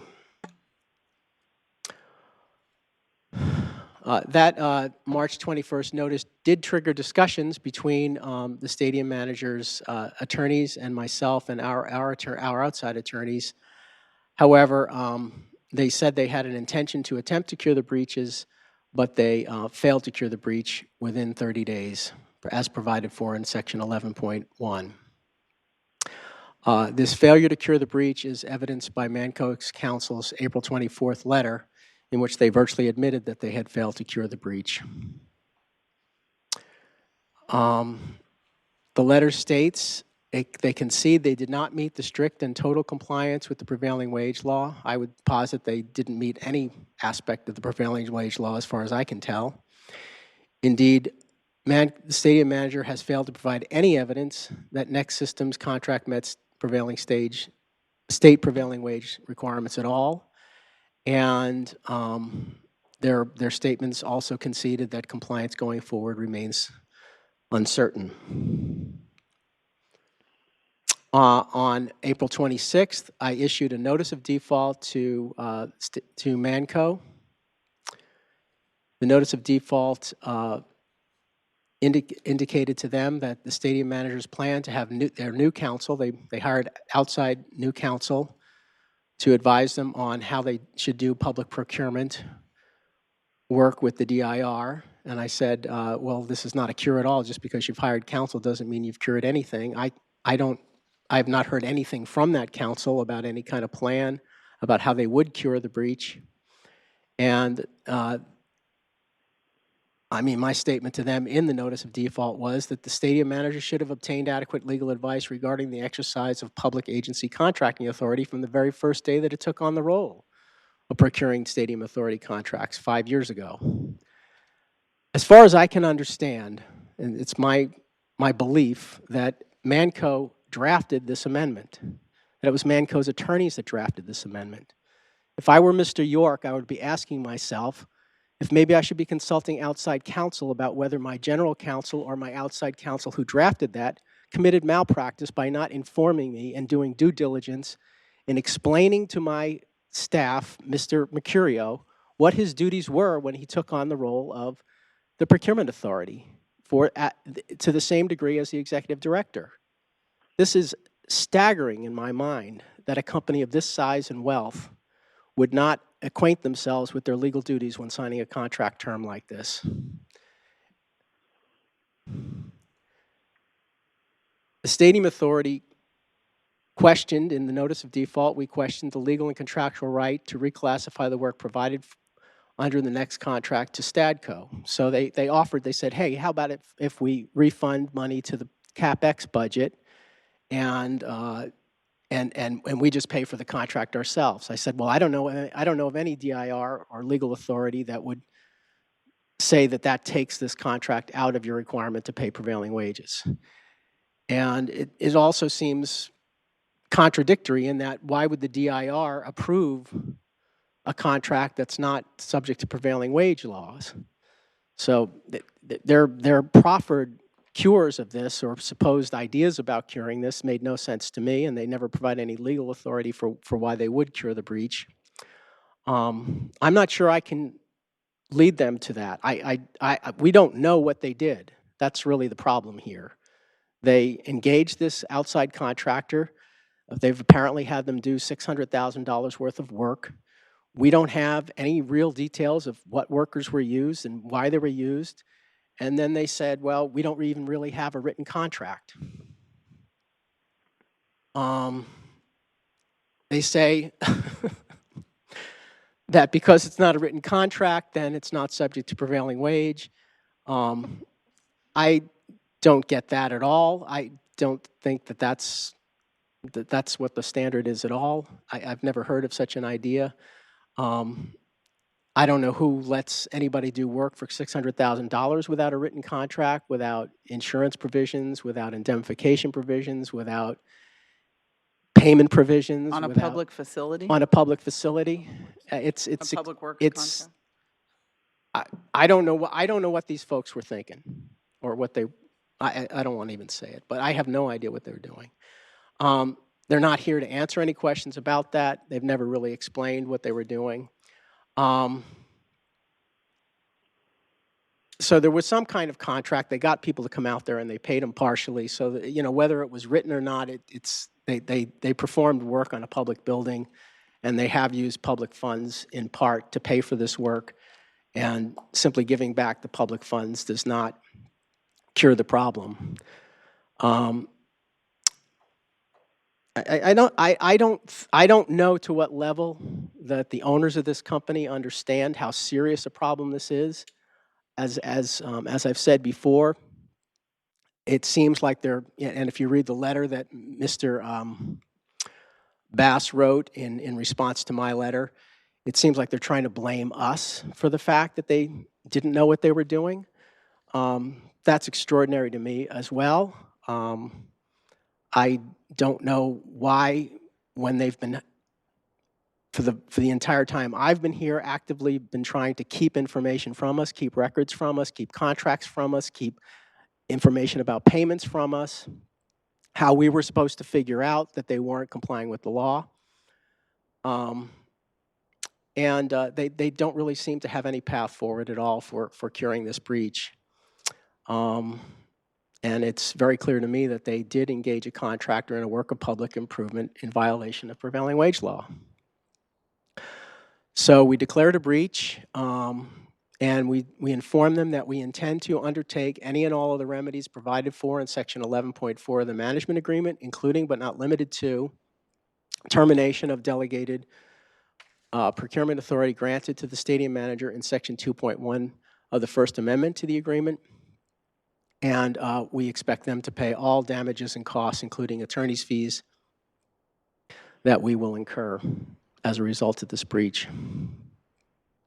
The management agreement includes the right to collect damages caused by the non-breaching party by reason of the default. And I do believe this is clearly a situation where we need to at least terminate the authority granted in the management agreement amendment. I don't see how people who have exhibited this level of incompetence with regard to exercising that authority can be allowed to continue to exercise that authority. And we will be recommending that you instruct us to bring forward a resolution revoking that authority. At this point, I'd like to turn the presentation over to the executive director. Thank you. I just want to add to the comments that have already been made. There has been the suggestion in the public that this is a matter about a disagreement of paperwork, and I too want to reinforce that is not what this matter is about at all. This is about compliance with state law, which I, as the executive director, take very seriously, and both on the executive director side as well as the city manager. The board delegated the executive director's authority, and they accepted it. And they've been maintaining it in noncompliance. When I discovered that this had occurred, and it dates back to April 21st, I immediately offered them the opportunity to sit down and go through what the procurement process should look like and what are the requirements that they should meet under the various types of public procurements. And at the time, because of its urgency of 30 days, we scheduled a 2-hour session on April 10th. And I reprioritized staff to put together a slide presentation of over 50 slides. The Friday before the presentation and the meeting was supposed to be had, I received an email late Friday that it would be rescheduled and I would hear back from them on Monday. And I encouraged them to keep that April 10th meeting because of the importance of this issue, as well as the fact that I knew we were within the 30-day window. I never heard back from the stadium manager for over 2 weeks. And when I did hear back, it was an urgent request for me to review 2 contracts that were time sensitive during the week when we were in labor negotiations, as well as producing the budget. That was last week. And I just had no capacity to provide them with the assistance for them to maintain their delegated authority. So I wanted to put that into the record because those are the facts in terms of what I've been carrying out on my side. We have received some documents that they provided to us based on the board's direction to submit documents, any and all contracts. I don't think it's any and all at this point. We're going through those materials. But we've already engaged an auditor. Our city auditor our stadium authority auditor is focused on it. And we're looking forward to understanding the extent of the capacity of violations and the failure to comply with state law. And I really do feel the need to comment on the letter that Mr. Bass wrote that's now before you, the April 28th letter, in which he responds to the notice of default. In particular, I wanted to call your attention to this, what I find extremely insulting statement. And he says, basically on page 2 in the middle paragraph, what we find objectionable and destructive is your zeal in seizing on this issue as part of the Stadium Authority's strategy of attacking the 49ers at every turn. That open and obvious hostility does nothing to serve the interests of the Stadium Authority or the city. I got to tell you, folks, fellow citizens, fellow residents of Santa Clara, I do not sit up at night wondering how I'm going to attack the 49ers. This has absolutely nothing to do with any personal idea I have about the folks that run that place. This is an extremely serious legal matter. Our agent, our property manager, has put this public authority at severe legal jeopardy by failing to follow the law. That was my sole and only motivation here. It is not part of any strategy. It is not part of anything personal. And I take very severe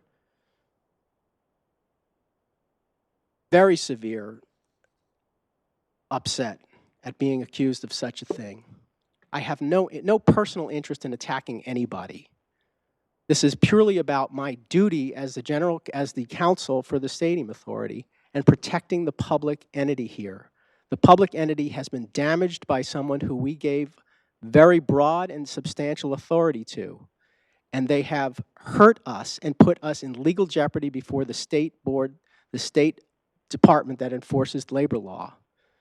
This is extremely serious, and it has nothing to do with any kind of personal strategy and a strategy that they are simply making up that I do not have. Okay, so I have a question. The breach in the notice of default was just on that one particular contract? That's correct. It only pertains to the next system contract. It starts there. Is this not the contract that we pulled from the agenda and their representative, actually, the last time somebody did show up, he actually told us that there were bids on this contract, and Pulled out. then there were 3 bids, and then 1 pulled out, and now I'm hearing there wasn't even anything in writing?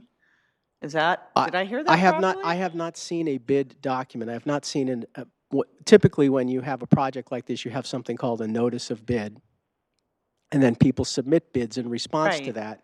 You I have just not bid s- on the amount, right? It appears as if perhaps someone called people up or sent a fax or an email to 3 folks, and then people simply submitted what looked like maybe emails or pieces of like one sheet of paper that said, these are the terms upon which I would do this work, and then work commenced. And that's about all I was ever able to see. This is based on our procurement manager, Mark Giovanetti, who's already demonstrated his skill in procurement. Brief conversation, he believes this is a public works contract or should have been let as a public works contract, which is generally guided by state law as well, and has several milestones that need to be accomplished when letting a public works contract. One of which is providing a bid document so that it can be released and bid on. My understanding, and I have it in email, well, we can produce it, from the stadium manager is the extent of how this was bid was through an email. And so there was no bid document, there wasn't any information that went out in compliance with state law, as well as the bid packages in terms of providing pricing and issuing bonds and things of that sort that should have accompanied a public works contract. I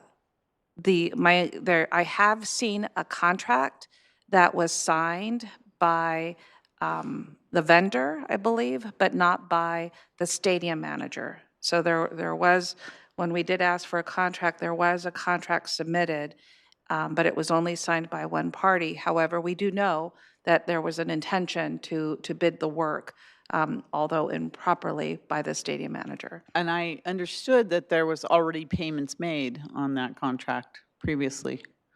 And they were There was coming roughly back about to get, 300,000. so 300,000 was paid and there wasn't a fully executed contract and no evidence of any bidding that we know of or bidders, contrary to what their representative said to us at this public meeting, at the last public meeting. And none of the paperwork that we saw showed any indication that it was done in accordance with prevailing wage regulations. And all of our contracts say that when we hired them to be our property managers, that they would follow state and city, Local law. state, and That's local and absolutely federal correct. laws in managing this asset for the stadium authority. That's correct. Okay.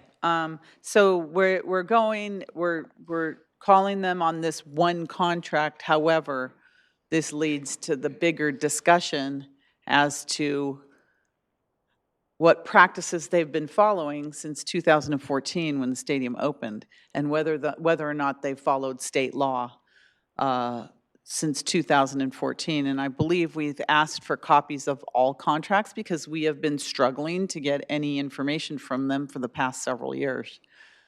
And if we do find that there has not been compliance, for 5 years on this, and this is any contract of a public works nature over $1,000, is that the threshold? Can you imagine how many contracts this stadium authority has let over $1,000 for public works projects at that stadium? This is tremendous mismanagement. So I'm hoping, I think what you're asking us for tonight is to give you some authority to move forward in terms of preparing the documents to revoke their procurement authority. Is that what you're looking for this evening? There's, Let me see your well, let's recommendation. direct the Stadium Okay. Authority Council and the Executive Director. As I mentioned earlier, we have in place the board directive to not release any public funds under under Section 1730. There is work that needs to get done out there, and so, as well as just the 30-day inability to cure and to demonstrate that the matters have been resolved. And so our recommendation is to request from the board that you direct us to bring back the appropriate actions that result in the revocation of the stadium manager's delegated procurement authority per Santa Clara Code Chapter 1730, and any other actions relatives to staff's review underway on this topic. I did mention earlier that we have an audit underway, which may have additional findings. Also, I would look at, whoever makes the motion, that we look at advising you to look at the reduction of the management fee. If we're to take over that part of the management agreement, what's our opportunity to reduce that management fee? Also, to refer this to the state authorities so they have an idea of what's happening here, because I'm sure their involvement is going to be absolutely necessary. Well, I think we will be contacting them. At least, I mean, we have to get the stadium authority out of this pickle that they've put us into. Because we are the public entity, we're the ones in violation, and they put us here. Right. So we need to remedy that situation. They've requested that we coordinate with them any attempt to cure this. Obviously, we'll have to get whatever knowledge they have about these contracts in order to be able to talk to the state and get this fixed. I mean, we hired them to professionally manage the stadium. We gave them all the tools and a lot of authority to professionally manage it. For the last several years, we've been asking for documentation on how they're managing our asset. They have not provided that documentation, and including suing us several times over just about everything. So, now we find out that there's been this potential massive violation of state law. And we still don't have the documentation. And I think we need to, get to the state and refer this to the state. I just want to add that the budget that the board approved in late March did not contemplate absorbing the procurement functions for the stadium authority. Right. I will need to assess priorities of staff, the additional workload, as well as additional staff that we'll need to make sure we put in place. This will be a tremendous impact to our organization that's already above and beyond capacity. And so I want to make sure that we put in place the appropriate resources. And they all must come from the stadium authority and not the general fund. We'll have to bring forward a budget amendment Right. to make sure that's in place. Okay, so I have a bunch of lights here. Board Member Davis, and then followed by Board Member Chahal. So Brian, I guess, or city manager, with this breach of a contract, and they come to us with a lot of the contracts, and they're always like late, or we've paid them and then we don't have the documentation. So how many more are there? I mean, are we looking at a serious, I mean, how deep does this go? We have received some documents. First sweep looks like they're mostly capital projects. Your direction was any and all contracts, so we'll want to make sure that there's contracts under the shared authority, the shared expenditures, under any professional services agreements or purchase orders or anything where our public funds have been entered into agreement for purposes of service transactions, to understand the level of compliance with 1730. We don't know how far it goes until we complete the audit. And how much resourcing of staff do you think that we're gonna need? Is that for the attorney's office, or is that a Angie? I mean, who is gonna have to do all this? So we Sorry, Ange. we have already established a time card code to keep this separate from the stadium authority, because this falls under the category of the notice of breach to cure. And so we are trying to define what needs to be cured. And so we will pursue this, and I'll allow for the Stadium Authority Council to respond in terms of resources that we can recover. We have our Stadium Authority auditor. We have a consultant already under contract to work on this audit. We are looking through thousands of documents and trying to understand what we have and what's missing and what we don't have, which has always been an issue to note.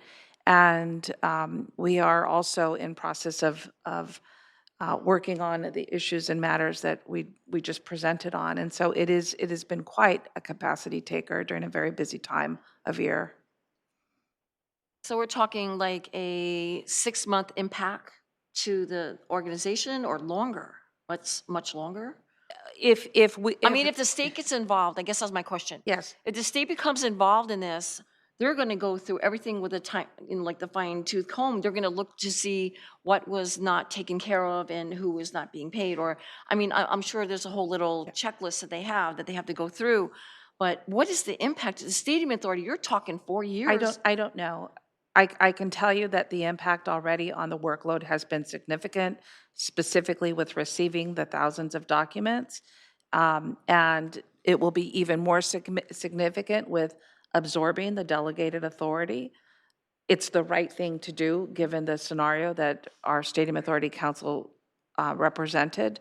I just don't have the timeline for you, because there's still a lot of pending unknowns that we need to get answers to.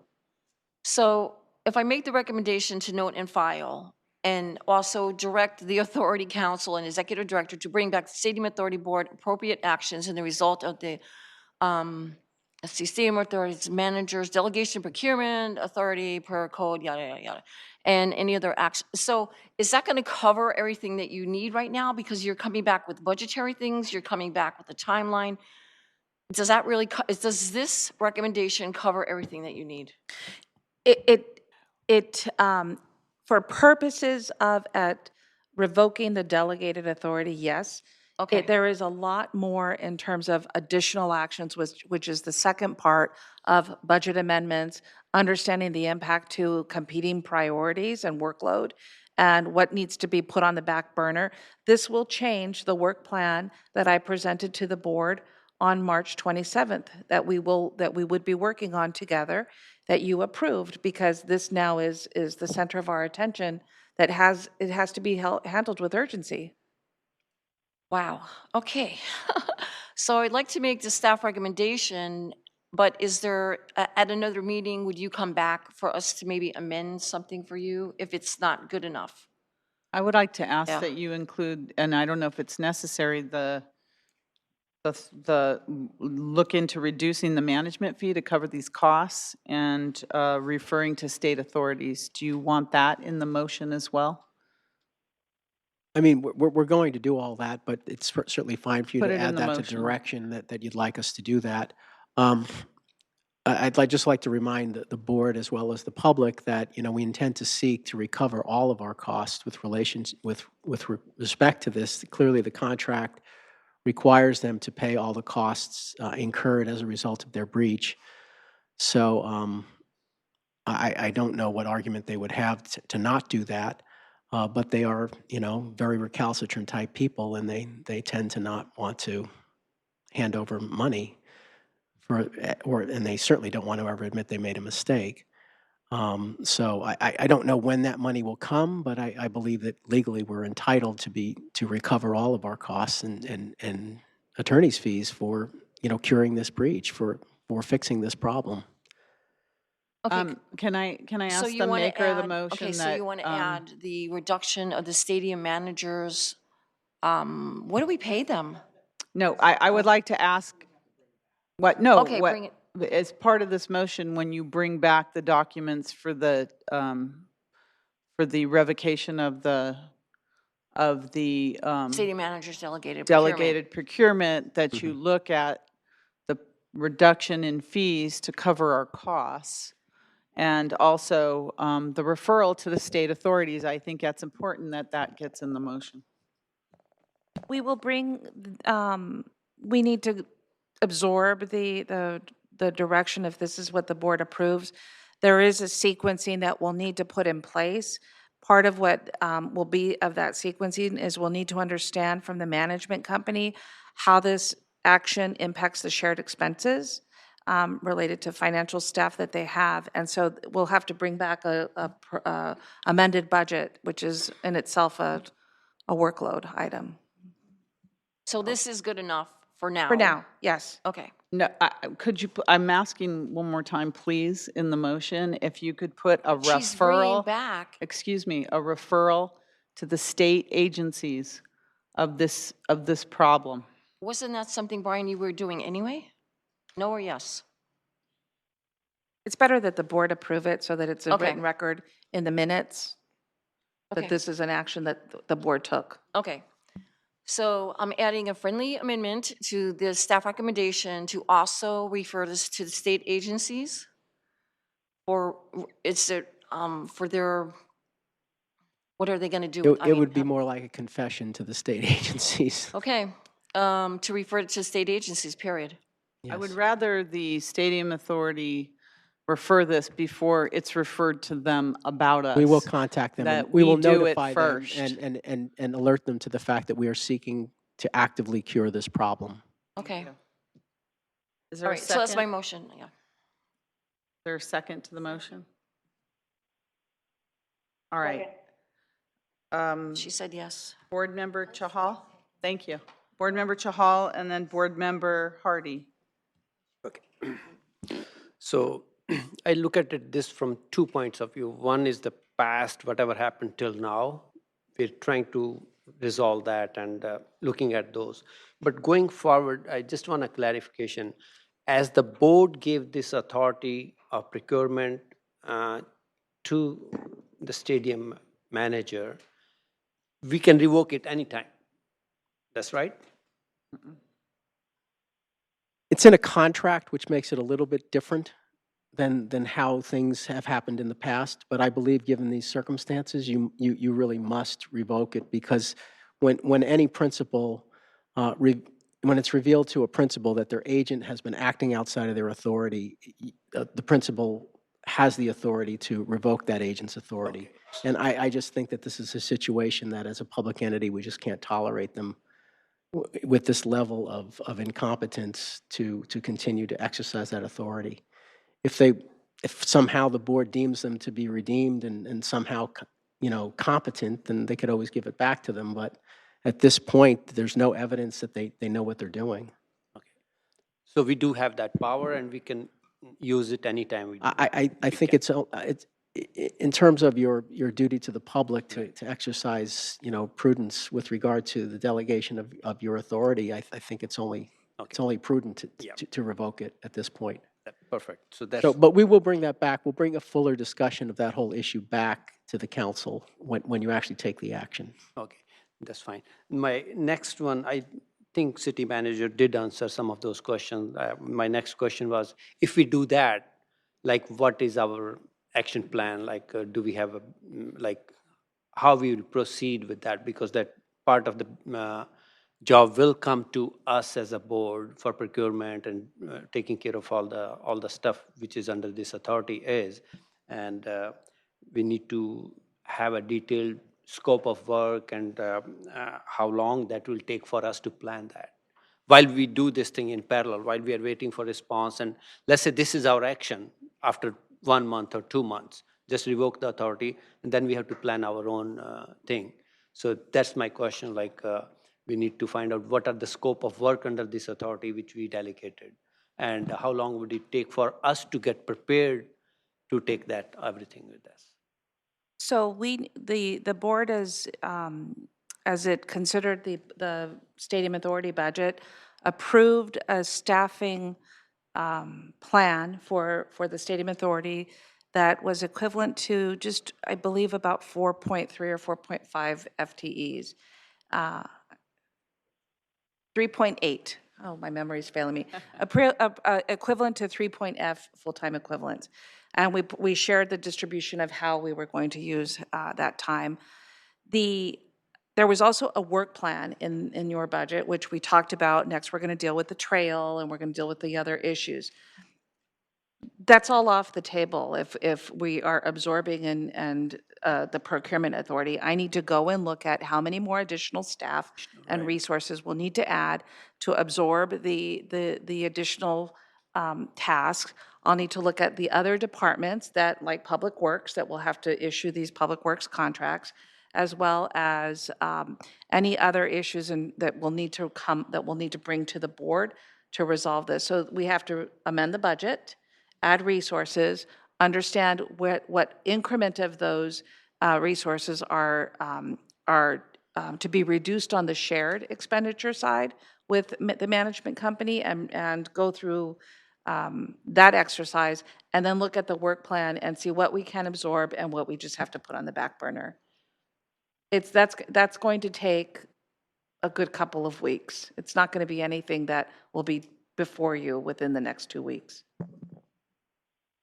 And my next comment would be, is there anything urgent which needs anything urgent attention right now, which you are aware of under these contracts, which city has to take care of, or the board has to take care of? There's a number of capital projects that and I don't know what other contracts might have been let, that were in the proposed budget, that I am aware of a couple contracts that they asked for me to review last week, that are related to the U.S. women's soccer game. And this is still their delegated authority, and it's up to them to uphold the delegated authority that they are in legal agreement to receive and execute. So there is that outstanding that I have not heard back from them on. And my other question would be, let's say state comes back and they hold responsible for X amount of dollars or whatever the condition, 1, 2, 3, 4, 5 violated, right? So the board, because board delegated that authority to stadium manager, the board is not responsible for those, right? We want to make that very clear, that board is not responsible for those things. It is who is responsible for. I would rather discuss those types of issues in a closed session. Okay. I just want to clarify for the record that the board did not delegate the authority to the city manager. It was delegated to the stadium manager. Stadium manager, Yes. sorry, yeah, stadium manager, I mean stadium manager, right? If I misspoke to city manager, right? Okay, that's fine. Makes sense. Okay, thank you. Thank you. Board Member Hardy and then Watanabe. Thank you. My concern is, in the report we have, it says the recommendation was to note and file and to start an audit of the stadium manager delegated procurement authority. What the recommendation here is the revocation of the stadium manager's delegated procurement authority. Obviously, that's a step up. I feel a little blindsided that this is a little bit different than what we were given. So I want to make certain I understand the ramifications of this motion. So in your report on page Page 4 of 2, 4. on page 2, this report was generated before the April 26 Okay. date that was their 30th day to respond to the notice of breach. And so we noted that in the report that there might be additional information that's verbally reported out and that is issued in a supplemental memo. The letter from the stadium manager, that the legal letters before you, came in after this report was already in production. The packet goes into production on Thursdays. And then we received another letter yesterday. And so it is based on those two letters that the Stadium Authority Council received that we're bringing forward our verbal report on additional action. So as a follow-up, I want to make certain I understand we're starting the revocation of their ability to procure funds or all authority. So you're not really starting anything, you're just telling us to bring it back. Right. And so that that action was not really agendized for tonight, and we wanted to make sure that you wanted us to agendize something like that. So we're recommending that you put it on an agenda to consider doing that at a future date, because this is such a serious, the unfolding in these letters of their complete lack of understanding of what they were supposed to have been doing has, just completely blown me away with regard to how out of it they are with regard to understanding that they are agents of a public agency and what that means, and that their lawyers don't really understand that or haven't understood it up until very, very recently. And so I do see I see real risk and liability to the public agency of which you are the board, of continuing to allow them to exercise that authority without any real, they have not been candid or responsive with regard to what the heck they've been doing here. And so we wanted it to make it clear both to them and to you that this is an extremely serious matter, and that the board is prepared to take action if in a week or 2 weeks or 3 weeks, whenever this is brought back, that you will have the power at that meeting to revoke that authority. It's having given them that authority has put us at grave risk of some very substantial penalties from the state. And, we're hoping we can recover that from them. But again, I say, they haven't written us a check yet, and we don't even know the magnitude of the check. And so I just think it's very prudent of you to consider not allowing them to continue with that authority until we have some assurance that they know what they're doing. Thank you. I understand. I want to make certain I understand the authority for to enter into any contracts or funds or they don't have control of the funds anymore. You've already told us not to give them any more money until we have evidence that they've properly procured the contract and it's in compliance with the law. So we're not going to be giving them any money. So this is about going forward, dangling contracts in front of the contracting community and saying, we're the people authorized to give you this contract. We're saying, no, you can't do that anymore. You don't know what you're doing. Stop. I understand now. Thank you. Board Member Watanabe? Thank you, Chair. When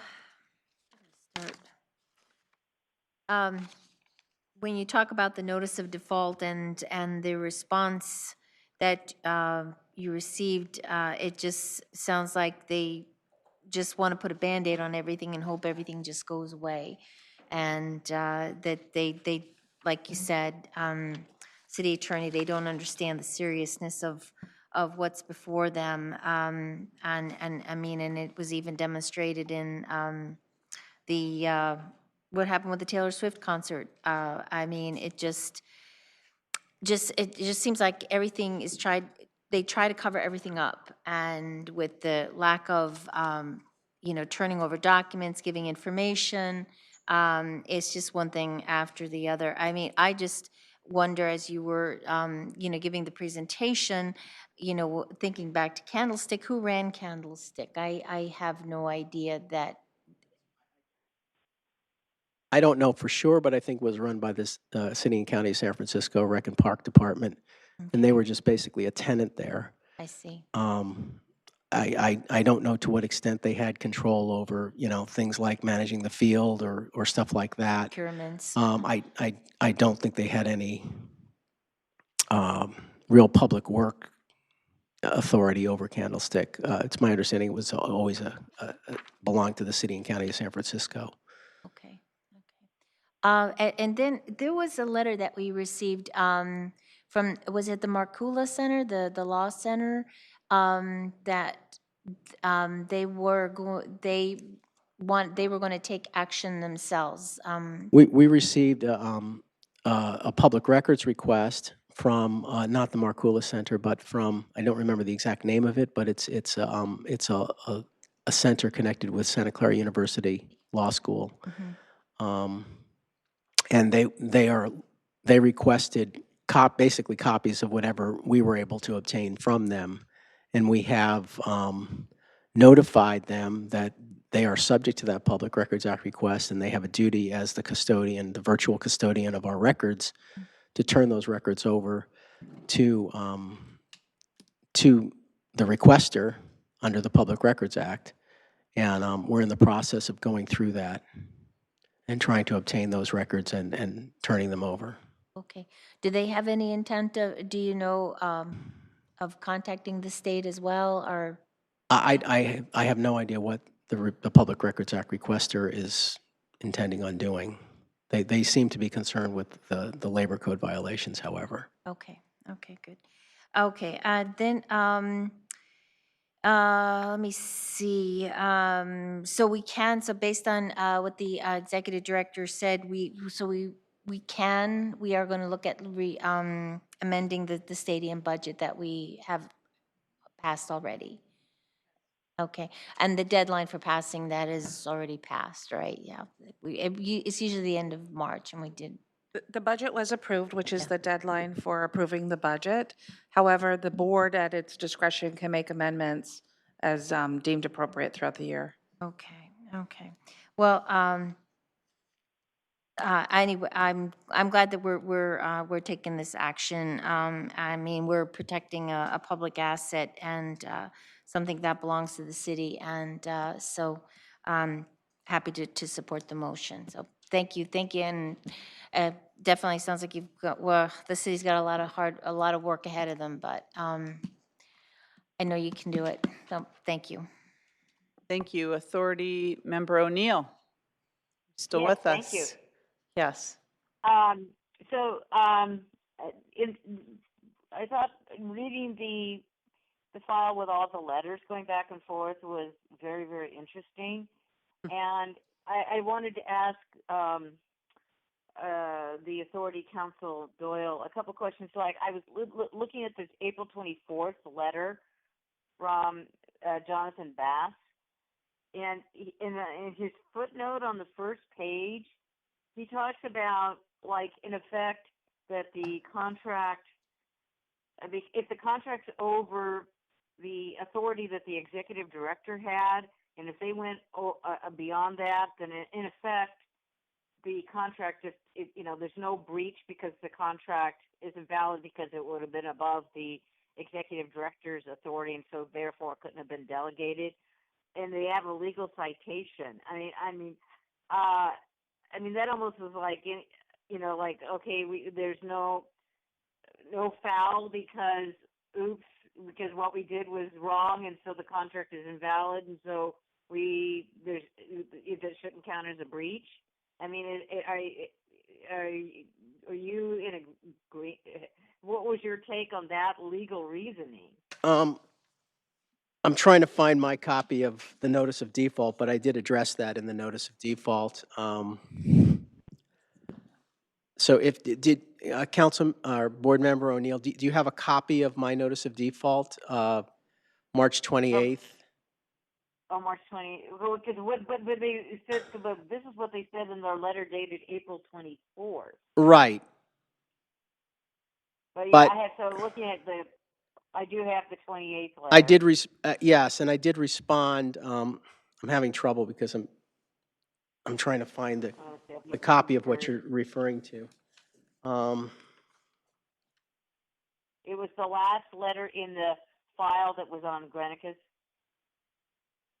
Okay.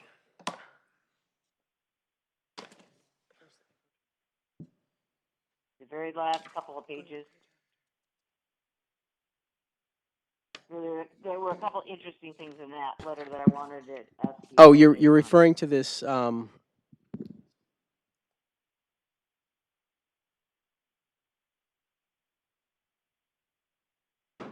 okay, so they're talking about the $250,000 limit, and then he cites this case about Thousand Oaks. And I did address that in a subsequent letter, which I'm looking for at this point. I thought that was in the packet as well.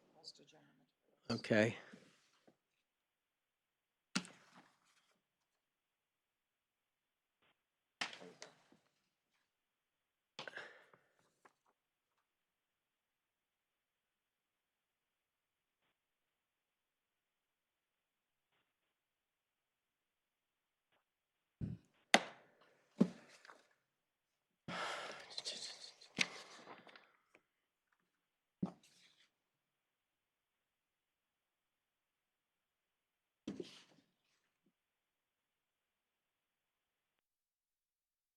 No, it was, I'm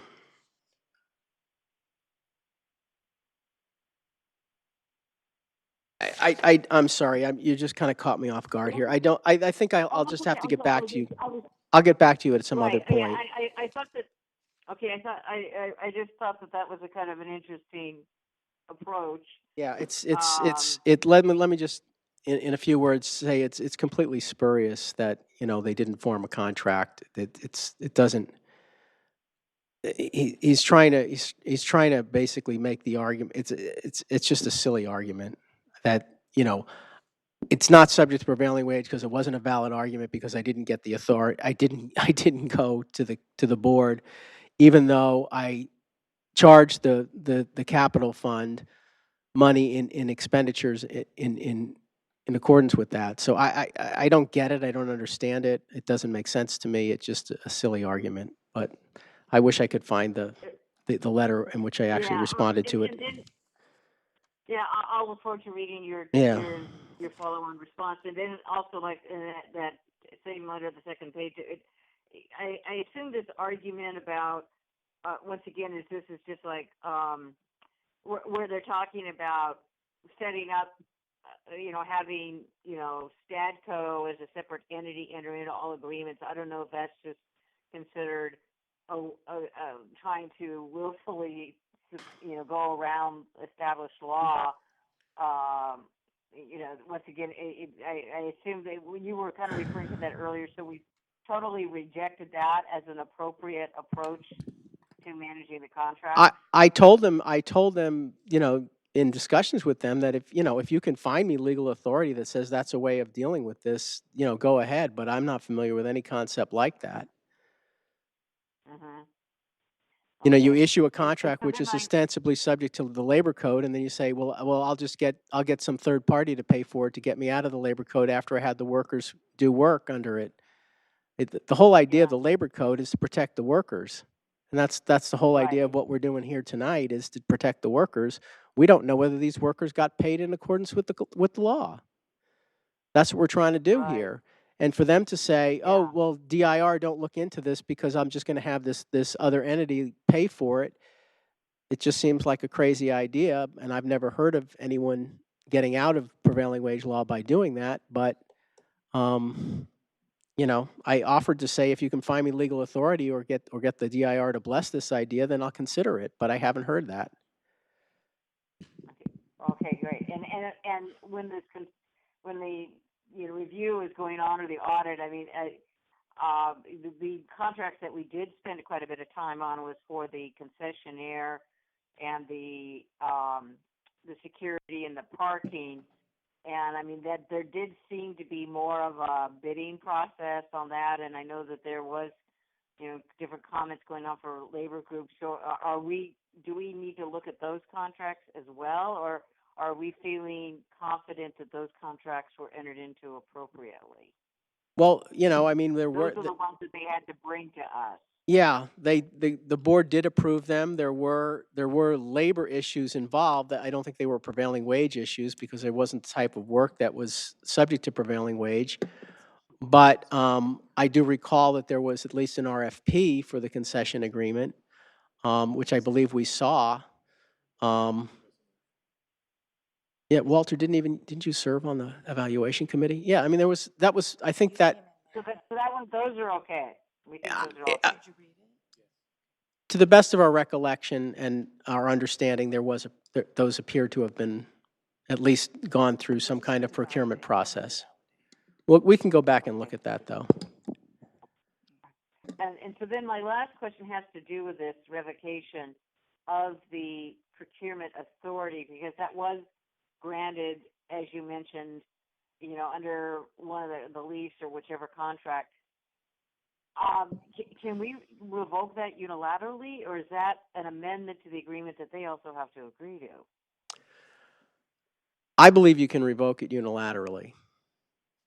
I think you almost have a duty to, because of the nature of it's not the kind of thing that someone could hold contractually. If they wanted to raise some kind of breach of contract action for the revocation, I suppose they could try that, but I don't see any court sitting in equity, given their behavior, would give them any credence to give them some kind of injunctive relief to hold it onto it or something. And I don't see how they can in any way say they're damaged by this. We're to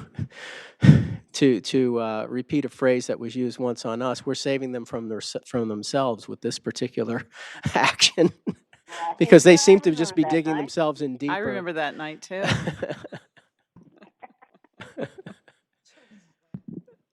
Okay, all right, thank you. Those are my questions for now. Okay. Thank you. I have one last question, or anyone else that wants to speak, to follow up on Board Member O'Neill's comments. I think mainly we have been talking about revoking their authority for contracts. It seems as if we're talking about public works contracts on the stadium authority non-NFL side. But what about the public works contracts on the NFL side? Since this is a public facility, does that not still qualify to be procured under state law, because it's a public facility? I don't know what authority they have to perform public works, quote unquote, under the NFL side. I mean, it's just simply public works at the stadium. So there may be perhaps tenant improvement work in exclusive areas that. Well, I'll give you an example. Although in the first couple of years, I'm almost sure they billed us for every time they changed the turf for their football games. That's a public works project that they're letting contracts Right. out So for what for I'm the saying is, NFL side. That's just an example. there may be contracts which they pay for as, that because it's an NFL expense. But I think any kind of capital project to the stadium itself is a public work. Regardless of NFL or non-NFL? I'm not familiar with something in the lease that allows them to do, quote unquote, NFL public works. So when we talking about- prepare the documents for revocation, it's for the entire year of the stadium, for all of the public works projects during the year at the stadium. Yeah, I mean, you granted them Public Works Authority. So So it's- whatever Public Works Authority you granted them, you would be revoking in that. We Whether could, it's non-NFL or NFL. well, we'll try to figure out whether there's such a thing as an NFL public work before we come back to you. Okay, thank you. I think that's important to understand. I don't think the state looks the other way for half a year, but we'll see. Okay, so thank you, Board Member O'Neill as well. So we have a motion and a second on the floor. Are there any other comments by the council, by the board? Hold on. Oh, Board Member Hardy, and then I'll go to the public. Thank you. I want to make certain I understand. So if we want to revoke, are we trying to pull back all obligation and break this contract, or are we just pulling back a portion of it? Because if we revoke the agreement with them, then my understanding is they have no obligations. No, we're not revoking anything that happened in the past. When we come forward with the action for the council, what it will be is telling them from this day forward, do not try to procure any new contracts. But there's a separate process in the code that if we determine that a contract was procured or entered into in violation of the law, that we could bring an action before you to void the contract. We have not yet done that because we don't know enough about how these contracts were procured to know whether we would also do that, but we would do that separately from any action you're doing with regard to revoking the authority. The authority is simply you're taking back from them a certain aspect of their agency So to act in the future. when we're saying contracts, do we mean for contractual work or for any event that is? It would not apply to them entering into contracts for events. That's a separate function. All right, members of the public, please come forward. Welcome back. Yeah, thanks. So I just a couple observations. It just seems there's constant bad faith, and I don't know how else to say it other than it just doesn't. I mean, they're not here. I mean, you only hear one side of the story, and if only one person's at the table, one side's at the table, there's not much you can conclude other than that is all the information that we have. And I haven't seen them at any of these meetings giving alternative or just comment to the things that are being brought up here, which are pretty disturbing. And one of the things I asked, and I think you might have asked this, but I just wanted to just get clarification. Are there current actions that the stadium manager can do now that will put the city at risk by not revoking their authority? Meaning between now and whenever this comes before the authority board, is there a risk that the city could be in further jeopardy? And would that require or allow for an emergency action? The next question I had is, on the positive side, if the state is asking for the contracts, we might get them. I mean, that's the reality. You know, I think it's a big difference between not responding to you guys, but to respond to, state agencies and federal government. I think they might have a different result. So good luck with that. Thank you. Seeing no others, no other comments, we have a motion and a second for that staff recommendation, including the referral to the state.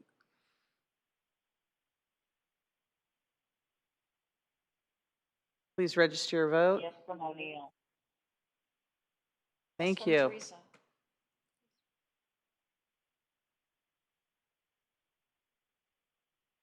And that passes unanimously. Thank you.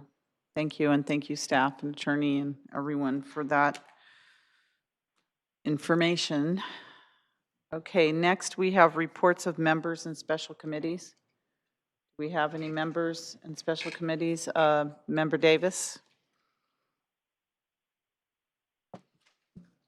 City Manager, I wanted to comment on this emails that we received from Jimmy Curio. You sent Jimmy Curio about his Form 700. And I saw it on the Santa Clara News.org, that Robert Hawes column this morning. And so I was curious, you sent an email asking Jimmy Curio about it. And then he replied back that there were no, what is it, how do you put it? There are no contracts between Venue Next and the 49er Stadium Management Company LLC, so none were produced. While I was not involved, I informed the Venue Next has provided technology services to 49ers SC Stadium Company LLC and 49ers Football Company LLC pursuant to the contract between those entities. So could you clarify that a little bit? Because if he has it on his 700 form that he is part of this company, how does that, I need to understand that. So is he not liable, or if it is on his 700, because it was on the 700 form that he owned stock in a company that was in contract with the stadium. So I was just, Well, I mean, if the answer is I don't know. I mean, he's saying Oh, okay. he's saying that he did not sign the contract, so that's good. He shouldn't sign a contract with a company that he has a ownership interest in. Okay. And he's saying in his email that he was not involved in the decision to, select that company. So from what we know now, I don't see a violation of something. But that does not say, we don't know enough about all the things that might have happened with regard to this, or whether charges were charged back to the stadium authority for what, since we don't know what this contract looks like, we don't know the compensation, we don't know whether they have ever charged compensation from this back to some stadium event. I just don't know at this point. We need to follow up and sort through the details, and I was going to say I don't know either.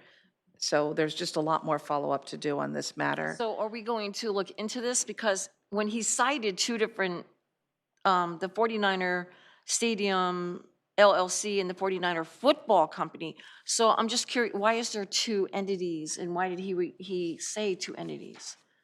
So that's where, yeah, okay, all right. I was just, so we're going to look into this either way so that there isn't not another issue. Okay, Yes. all right.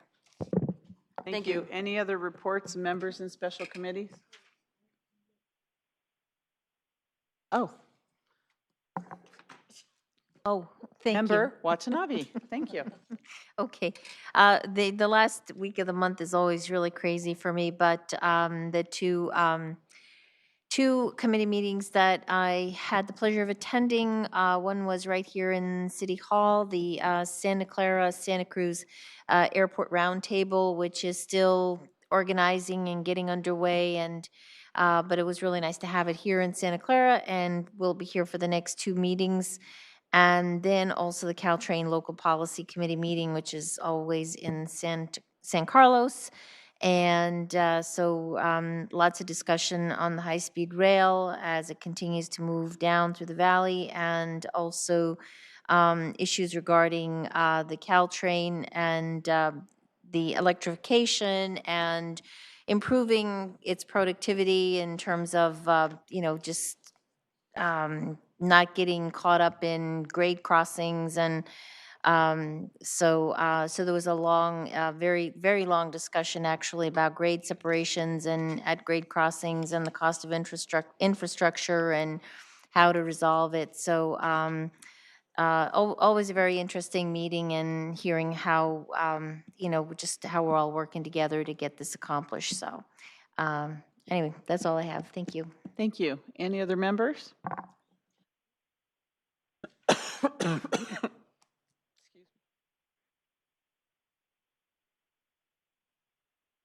Okay, so seeing none, Executive Director report? I just want to close the meeting with this afternoon. You received a copy of the proposed operating budget, and it is balanced. It is by far more transparent, as well as it addresses many of the community interest and concerns and council priorities. I want to call your attention to page 521, where you will find an inventory of all of the items that came up in the January priority session with what has been included in the budget, our scope of staffing and resources that would be needed, and additional comments. That is the output from your two-day session that you had, and it allows for you to look and consider how you'd like to move forward. We look forward to presenting it in study session next Tuesday. Thank you very much. I'm not sure we've ever gotten a budget this early, so we appreciate it. It gives us a lot of time to really take a look at it and the community time to absorb it as well. So thank you so much. And I think after this meeting tonight, you're going to have to adjust it again. But other than that, it's a fluid document. Glad you all have a sense of humor at this point. All right, we have our tentative meeting calendar. I'm going to ask that we have one adjournment, that we adjourn this April 30th meeting in memory of Janet M. McCarthy, American mother to Chief Operating Officer Walter C. Rossman. Sorry, Walter, we didn't know. Janet was born on April 28th, 1945 in Greenock,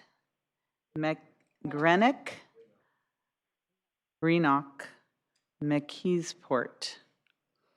Janet was a founding partner of Radley McCarthy Architects. She enjoyed close relationships with her coworkers and considered them a part of her extended family.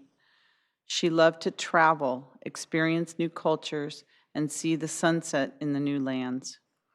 Janet's life was enriched by her close relationships with 7 nieces and nephews, her 9 great-nieces and nephews, many cousins, as well as Walter C. Rossman, who was a high school exchange student and lived with Janet and her husband Dennis for 1 year in the mid-1980s.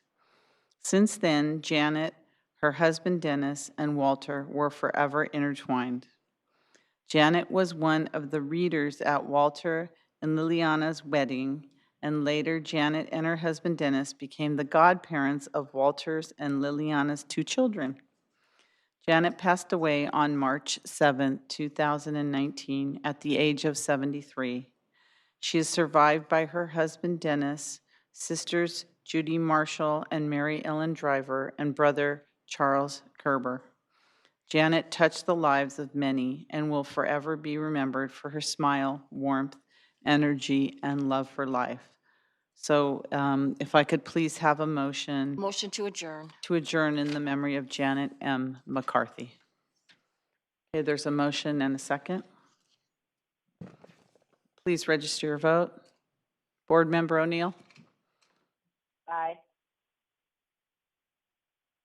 And that passes unanimously, and the meeting's adjourned. Thank you. Good night. Thank you, Teresa. We appreciate you joining us this evening.